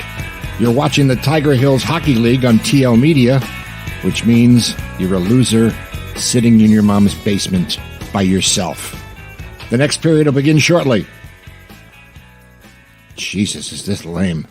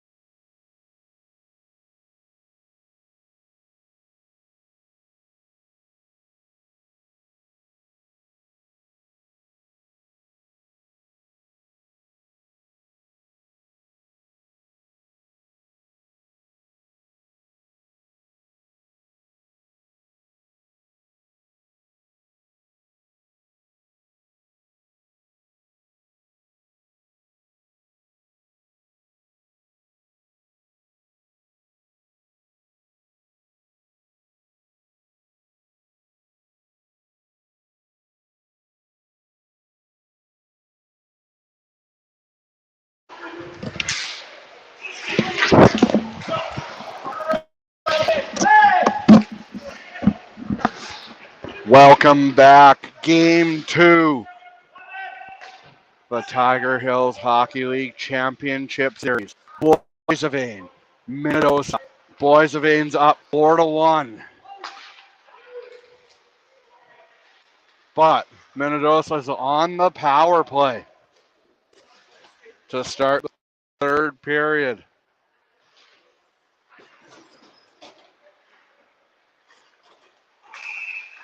Offside. And there's not enough heaters in this building, but that is okay. It's an old school hockey arena. At least they have high ceilings. Sorry, hopefully you don't have vertigo from that camera work. That is not me, that is Rob. This is an inaugural broadcast tonight. We are down one camera here because it was only at 1%. If you would like to donate some camera equipment to TL Media, we'd love you for it.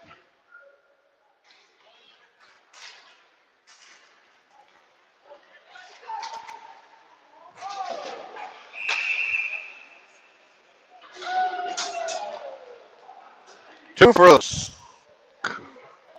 For hooking.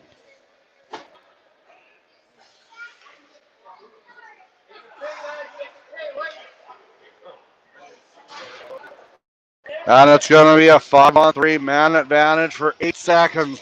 It's going to be a wild bull ride if Minnedosa can stay on. They need one. They need the next one. And then they need 2 more after that. It's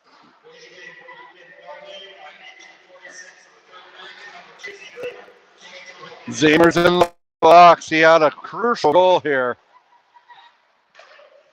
to make it 4-1. Here come the Bombers.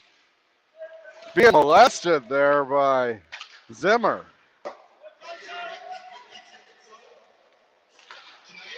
Big save there.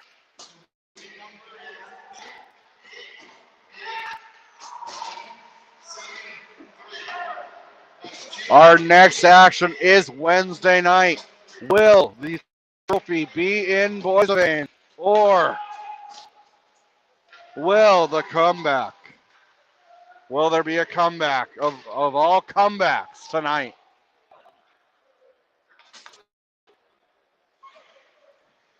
They're like LL Cool J. Don't call it a comeback. Mama said knock you out. Minnedosa wants to knock you out. They've knocked out 1 goal here. They need to knock out 4 more to win. And keep Boissevain off the board, which isn't an easy task to do with all the talent and all the dollar bills, y'all. Sawchuk, the man I thought had a penalty shot. Bruyere with the elbow, missed, and the big save by Pringle, but he lets out a rebound, and he's hurt. I do believe it might be a lower body injury. We might have to see Ed Dick press into duty here. I don't see a backup goalie for the Border Kings. A lower body injury for Pringle. What's going to happen?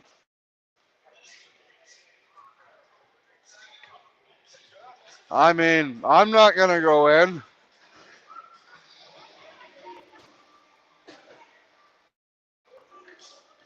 Eddie Owen will have to go in. Wouldn't be the first time a Zamboni drivers beat a team.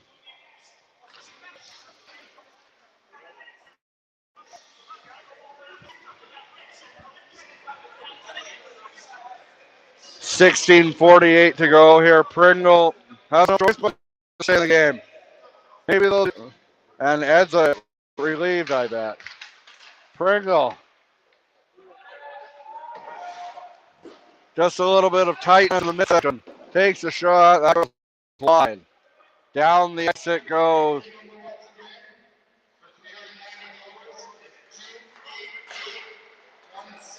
Moves it up. And Minnedosa to move it over, and that off the boards. Liker moves it ahead. It's Jeremy Johnson through center, making the backhand. No, unable to get the backhand. Good defensive play there by Minnedosa. Knocks the stick out of Johnson's hand. Maybe he needs to get some wax at Longman Apiaries to help keep the stick in his hands. Hits an ankle, kept in. And I don't know how teams do it back to back.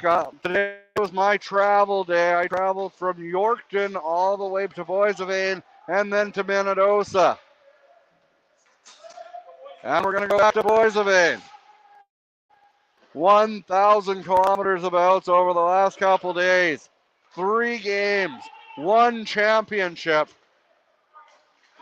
A whole lot of hockey, and I could not have enjoyed it anymore. Zemer loses it, moves it down. Adrenaline. I am on pure adrenaline right now. My kids did not sleep at the hotel very much. Then by the time I got back to the hotel, I didn't have anywhere to sleep. Obviously, I don't let my kids sleep, but I still need some sleep too. I'm going to take a break. This one's brought to you by Mountain Dew. One of the few good green beverages. Mountain Dew, the official drink of Joyce Agnew.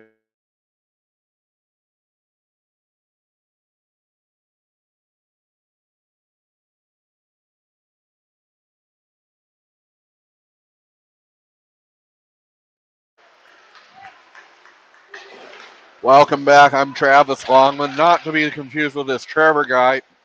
I'm going to send a recap of the weekend reaction to the Brandon Sun again. Please, my name right,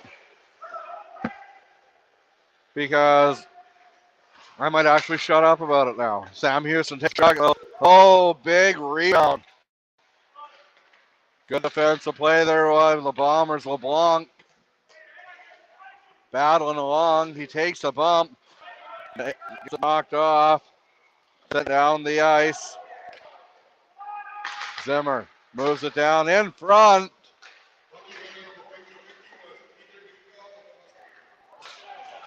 Here out of Boissevain won. Rich get richer. Last night, the 50-50 in Theodore was $2,500. Unfortunately, I did not win it. But I was the real, everybody was the real winners. They saw a spectacle of a hockey game. Zimmer is not happy on the Border Kings bench.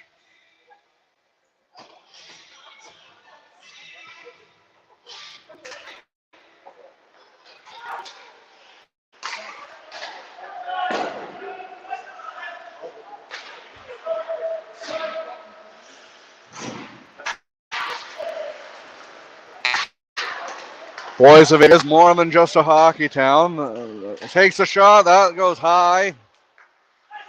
There's a lot of stuff coming in Boissevain in the future.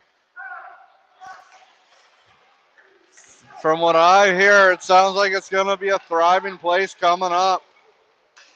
I'm going to be honest. It's about time. You got to do something to bring in people that are going to bring in families.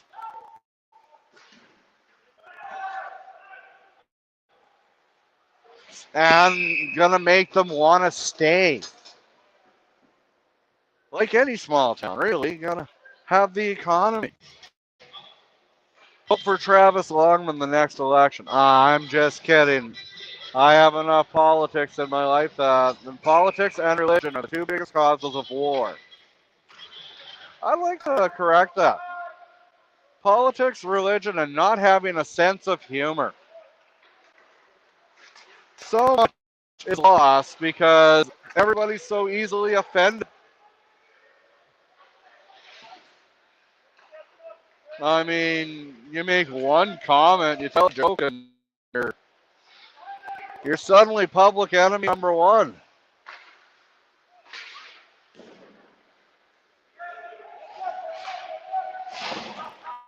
Someone takes one thing you say the wrong way, and you're having someone you once respected message you, takes a shot like her, stopped by the Minnedosa netminder. He's been a whale of the game today.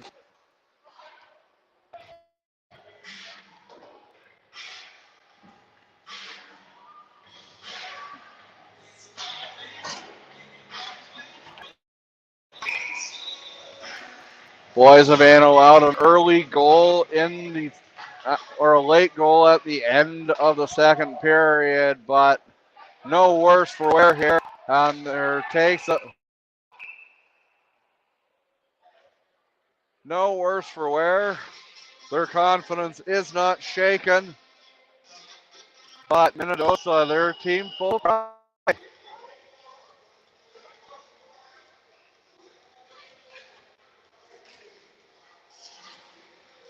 The boys at Daniel are another good thing about Boissevain, and from what I hear, it'll be my first summer where there's actually ball in town, and because of this COVID nonsense. Let's just call a spade a spade. I had COVID 2 weeks ago. I felt fine. I didn't want to infect other people though, so I was responsible. I stayed home. Just use your head. Common sense is not that common though for some people. And use common sense on Wednesday. Come on down to Boissevain. Have some southern hospitality. Come say hi to Betty. Come say hi to TL Media. I'm friendly sometimes, especially if I've had a cheeseburger. I'm not friendly all the time, but I'm usually hangry if that's the case.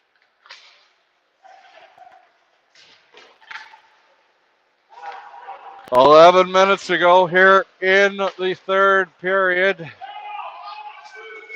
Unexhausted Travis Long is bringing you this broadcast, brought to you by the good folks at Universal Satellite Sales in Rocanville, Longman Apiaries, as well as the good folks at Mitch's Midnight Mechanics and Rocky Mountain Equipment, and also the wonderful staff at Integra Tire in St. Lazare.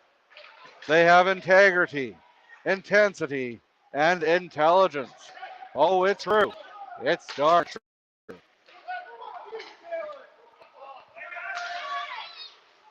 Your language, young man. There are children watching.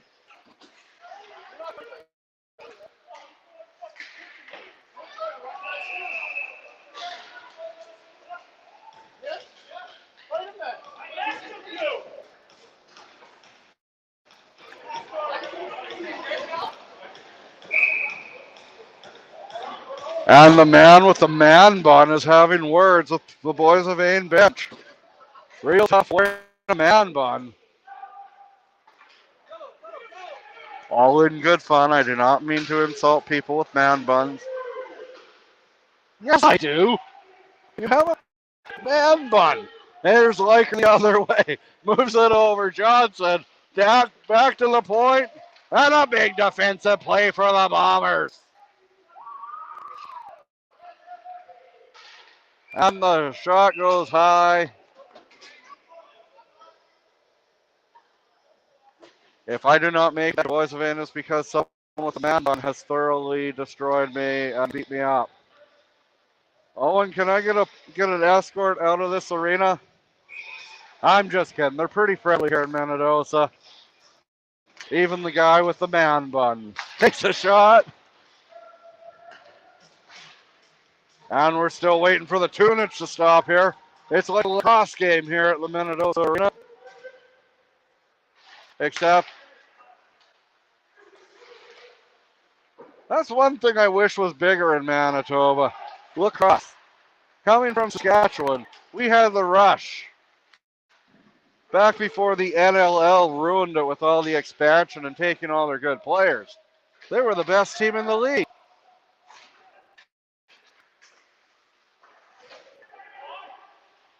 And Randy Ambrosi, I have a few ideas on how I could help you with the CFL.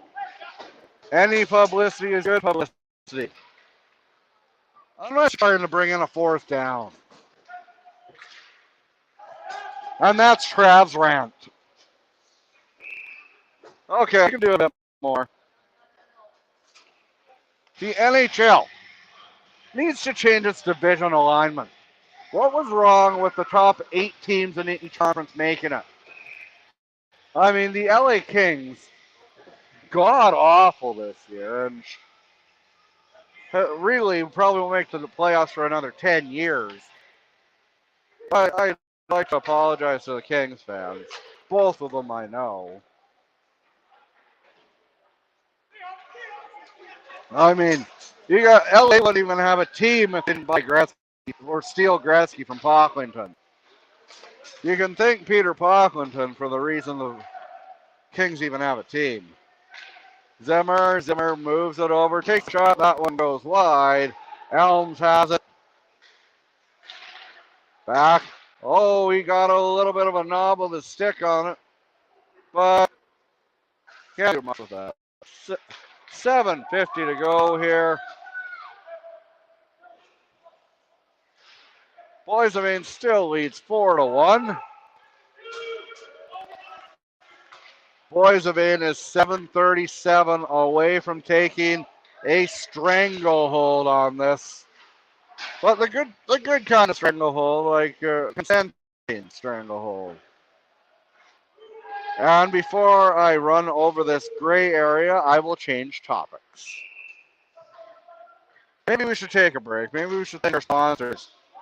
I'd like to say once again a special thank you to the Rocanville Tigers last night for allowing me the opportunity.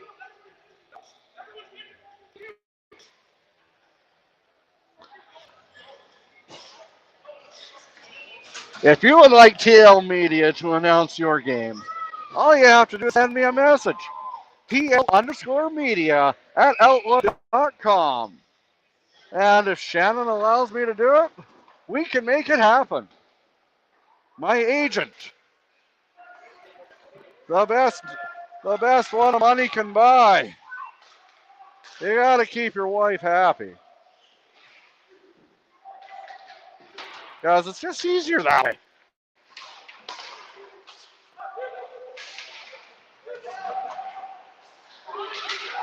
And back it goes. They're just gonna content with killing some time here. And we would like to once again thank our sponsors, Longman Apiaries,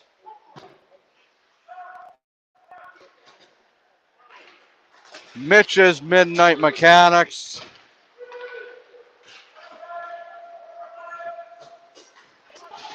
Universal Satellite Sales, Zaley's Furniture, Integra Tire in St. Lazare,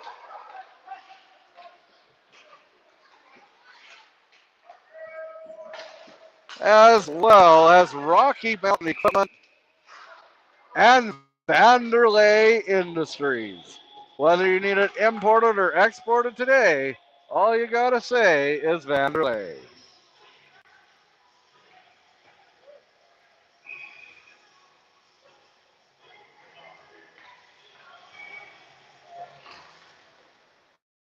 Six minutes to go here. Elms has, he shoots, and a big save there by the Minnedosa netminder. Minnedosa. I'm impressed with what I've team tonight. Tremendous battle back after the 12-0 thumping. But like the song Top Thumping goes, they get knocked down. They get up again. Ain't nobody gonna keep them down. They get knocked down. But also, the Border Kings have a verse on that. And it goes something simple like, all we do is win, win, win, no matter what. With their money on their mind, they can never get enough.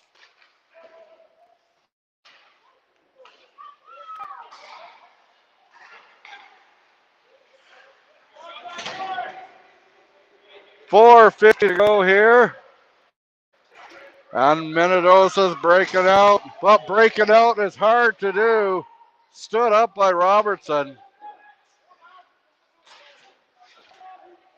Minnedosa, the backhand attempt. At least they have a bit of momentum.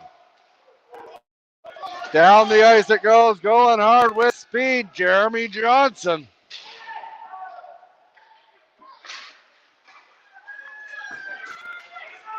Here's Jerry, moves it over, just out of reach, maybe about a fraction of a millimeter of a centimeter. Through center it goes, Bruyere. Bruyere takes a hook. Takes a hook. You're watching Tiger Hills Hockey League action on TL Media, brought to you by Michelin Mechanics, Zaley's Furniture in Mooseman, Longman Apiaries, Integra Tire in St. Lazare, Rocky Mountain Equipment, and Mitch's Midnight Mechanics. Did I mention Mitch's Midnight Mechanics? It's brought to you by Mitch's Midnight Mechanics. Go see Mitch. Don't be a snitch. Or a man bun. I'm sure he's a delightful fellow. 3:45 to go here, and we could have a scrap. Oh, right on front of our camera. The melee ensues. LeBlanc, he was assaulted there. And down goes the zebra.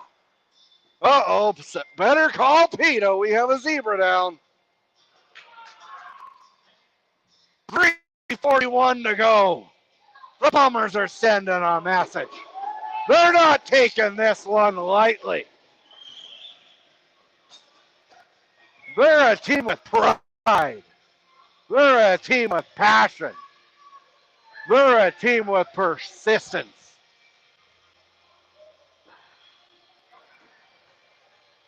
Remember, just when teams think they have all the answers for the Bombers, they've been changing the questions. It's not over yet, folks. We saw one more game at least in this series, and you can see it on Wednesday night on TL Media. Travis Longman will have it for you in its entirety. I, of course, am the booming pipes of the Tiger Hills Hockey League, Travis Longman. Don't call me Trevor. Actually, you can call me anything you want. Just don't call me late for a broadcast. Boissevain and Elkhorn will meet in 1 week from Monday, the day after WrestleMania, the big battle.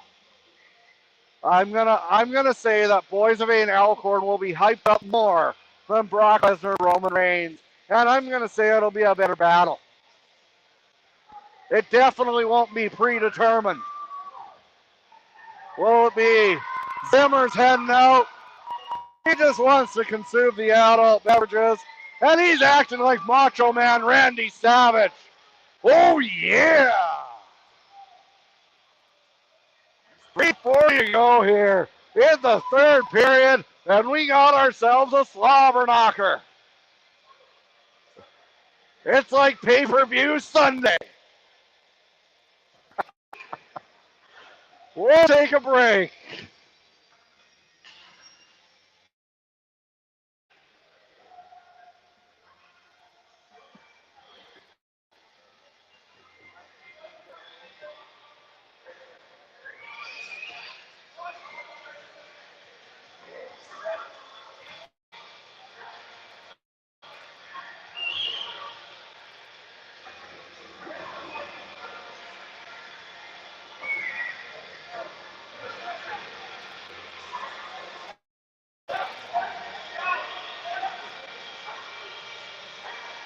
.341 to go here.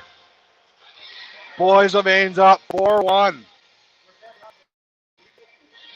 But the Bombers, even the man with the man bun, he's intense. You got to be pretty tough to have a man bun. He's probably wanting to kick my bleep after the game.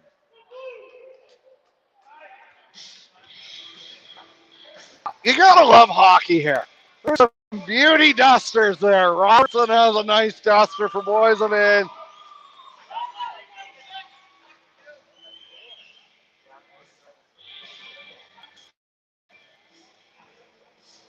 What's going to happen on Wednesday? Are we going to need some ambulances circling the Boissevain Arena to let them know there's going to be some blood? Will the Minnedosa Bombers bus have a sledgehammer taken to it to make it look mean? Will the Henson brothers be back in the lineup? Will Minnedosa bring in Tim Dr. Hook McCracken?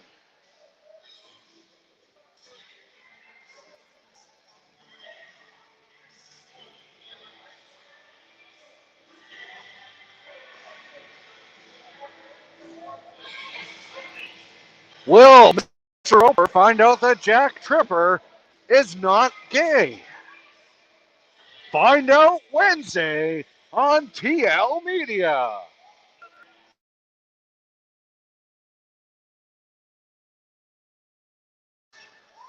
Folks, I would like to apologize. You know how it is when you have a lack of sleep and your brain is shot. 3 games, 3 nights, 1,000 kilometers about. And I wouldn't change it for a thing.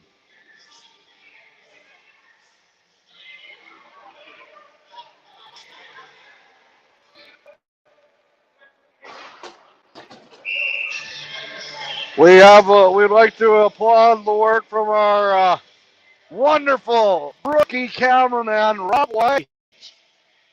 Rob White. If you've ever heard Rob talk, he makes Barry White sound like a prepubescent girl.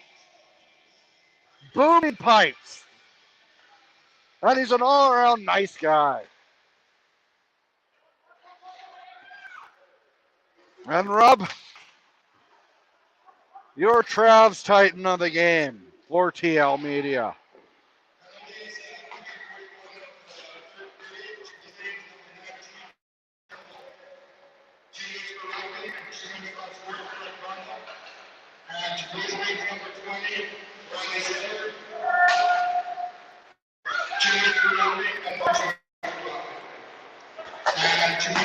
Number 16, John Ryan. T.H. Brooklyn, and number 2 is Brooklyn, and Minnedosa number 19. At least they were all ruffians and no majors there, so no one, I believe, no one should be ejected and suspended for the next game, but you want everyone going at full force. You don't want to have, because we've heard the constant whining ever since Saskatchewan beat Winnipeg in 2007 Grey Cup that we want to beat them with Kevin Glenn. Yeah, if my aunt had an appendage between her legs, she'd be my uncle. Helcro has it.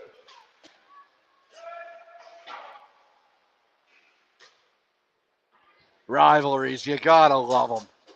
Whether it's Killarney, Boissevain, Minnedosa, Neepola, probably. Would that be Minnedosa's big rival?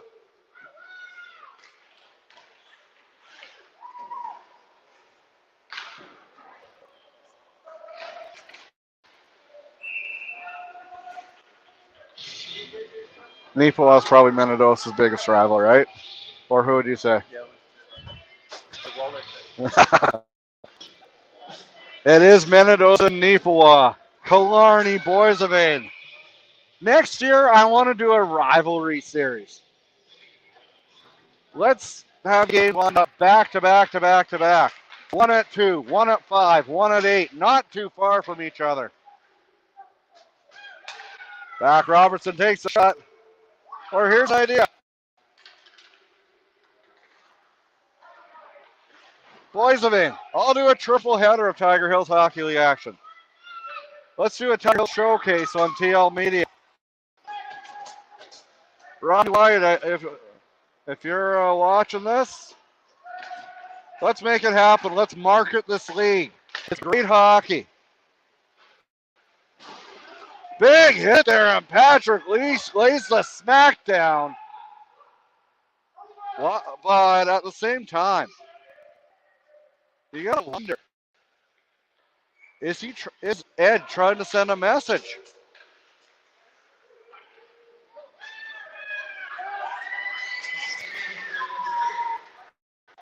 One minute to go here in Game 4. Game 4, Game 2. Patrick Leach, he just again. You got to question, why was this line even out?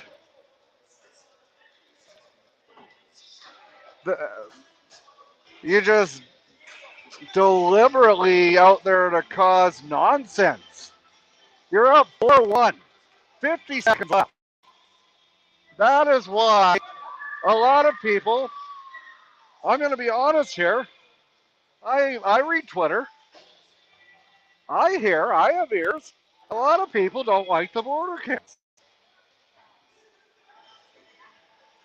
But just win, baby. Just win. Dick is the Al Davis of the Tiger Hills Hockey League. In his earlier years when Al could still win and keep teams in the city.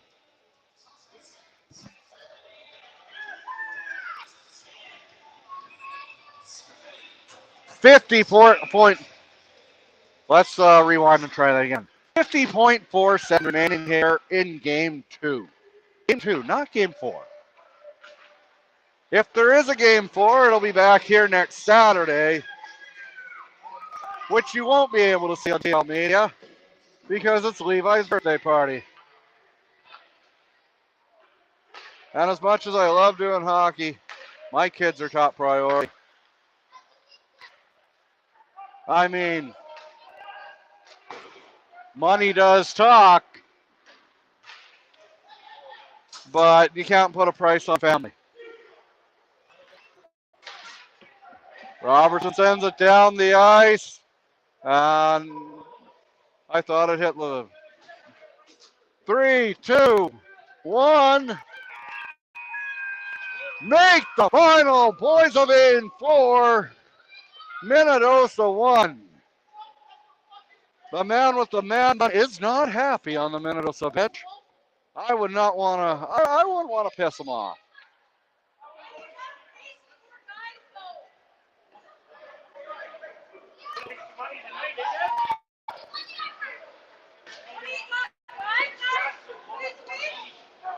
I can go log on my computer with this.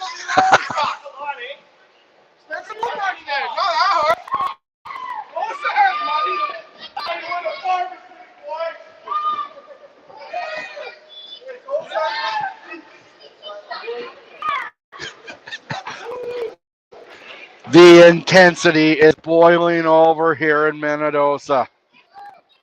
You can cut the tension with a knife. Don't miss Game 3. Will people think of more clever insults to hurl at the Border Kings?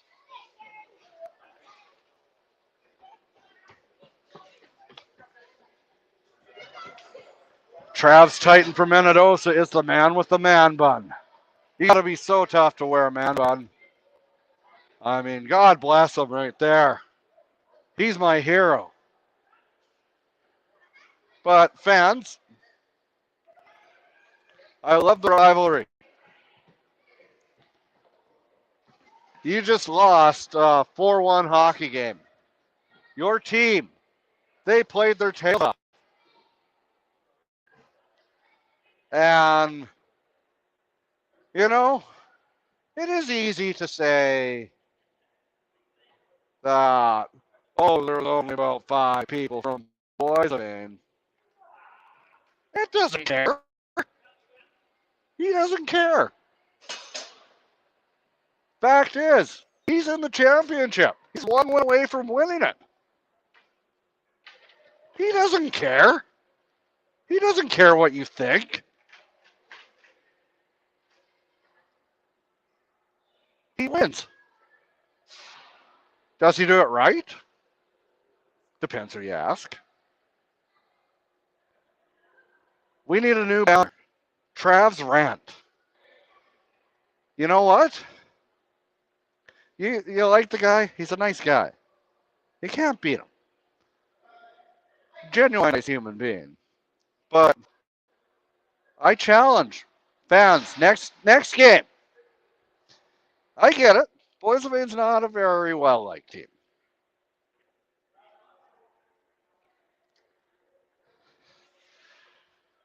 But let's see if we can think of more creative banter as to, oh, you must have bought them. Be better. No, Ed didn't pay me to say that. But, come on. It just celebrated its 100th year birthday. Getting pretty cheesy. I mean, does he have hefty pockets? You bet your bottom dollar he does. But it's fair game for everyone. Everybody has money. Put your money where your mouth is. All the money that Boissevain's paying their players, it's not putting butts in seats. I challenge Boissevain. Pack that barn. Get out there Wednesday night. It's the last game at home. It's a good team. Go see what everybody's complaining about. Go see the talent. Undeniable talent, whether you like how to get them or not. Like, it's complete. I do understand why teams are upset. You want to win, but you also want to win fair. And that's the inaugural edition of Trav's Rant. Great work, Mitch, man. That's great. Anyway, now more of what you really want to see. Hardcore nudity. No, just kidding. Just kidding. Hey, Larry, you want to join the broadcast next time? You want to do an interview? I'll talk to you.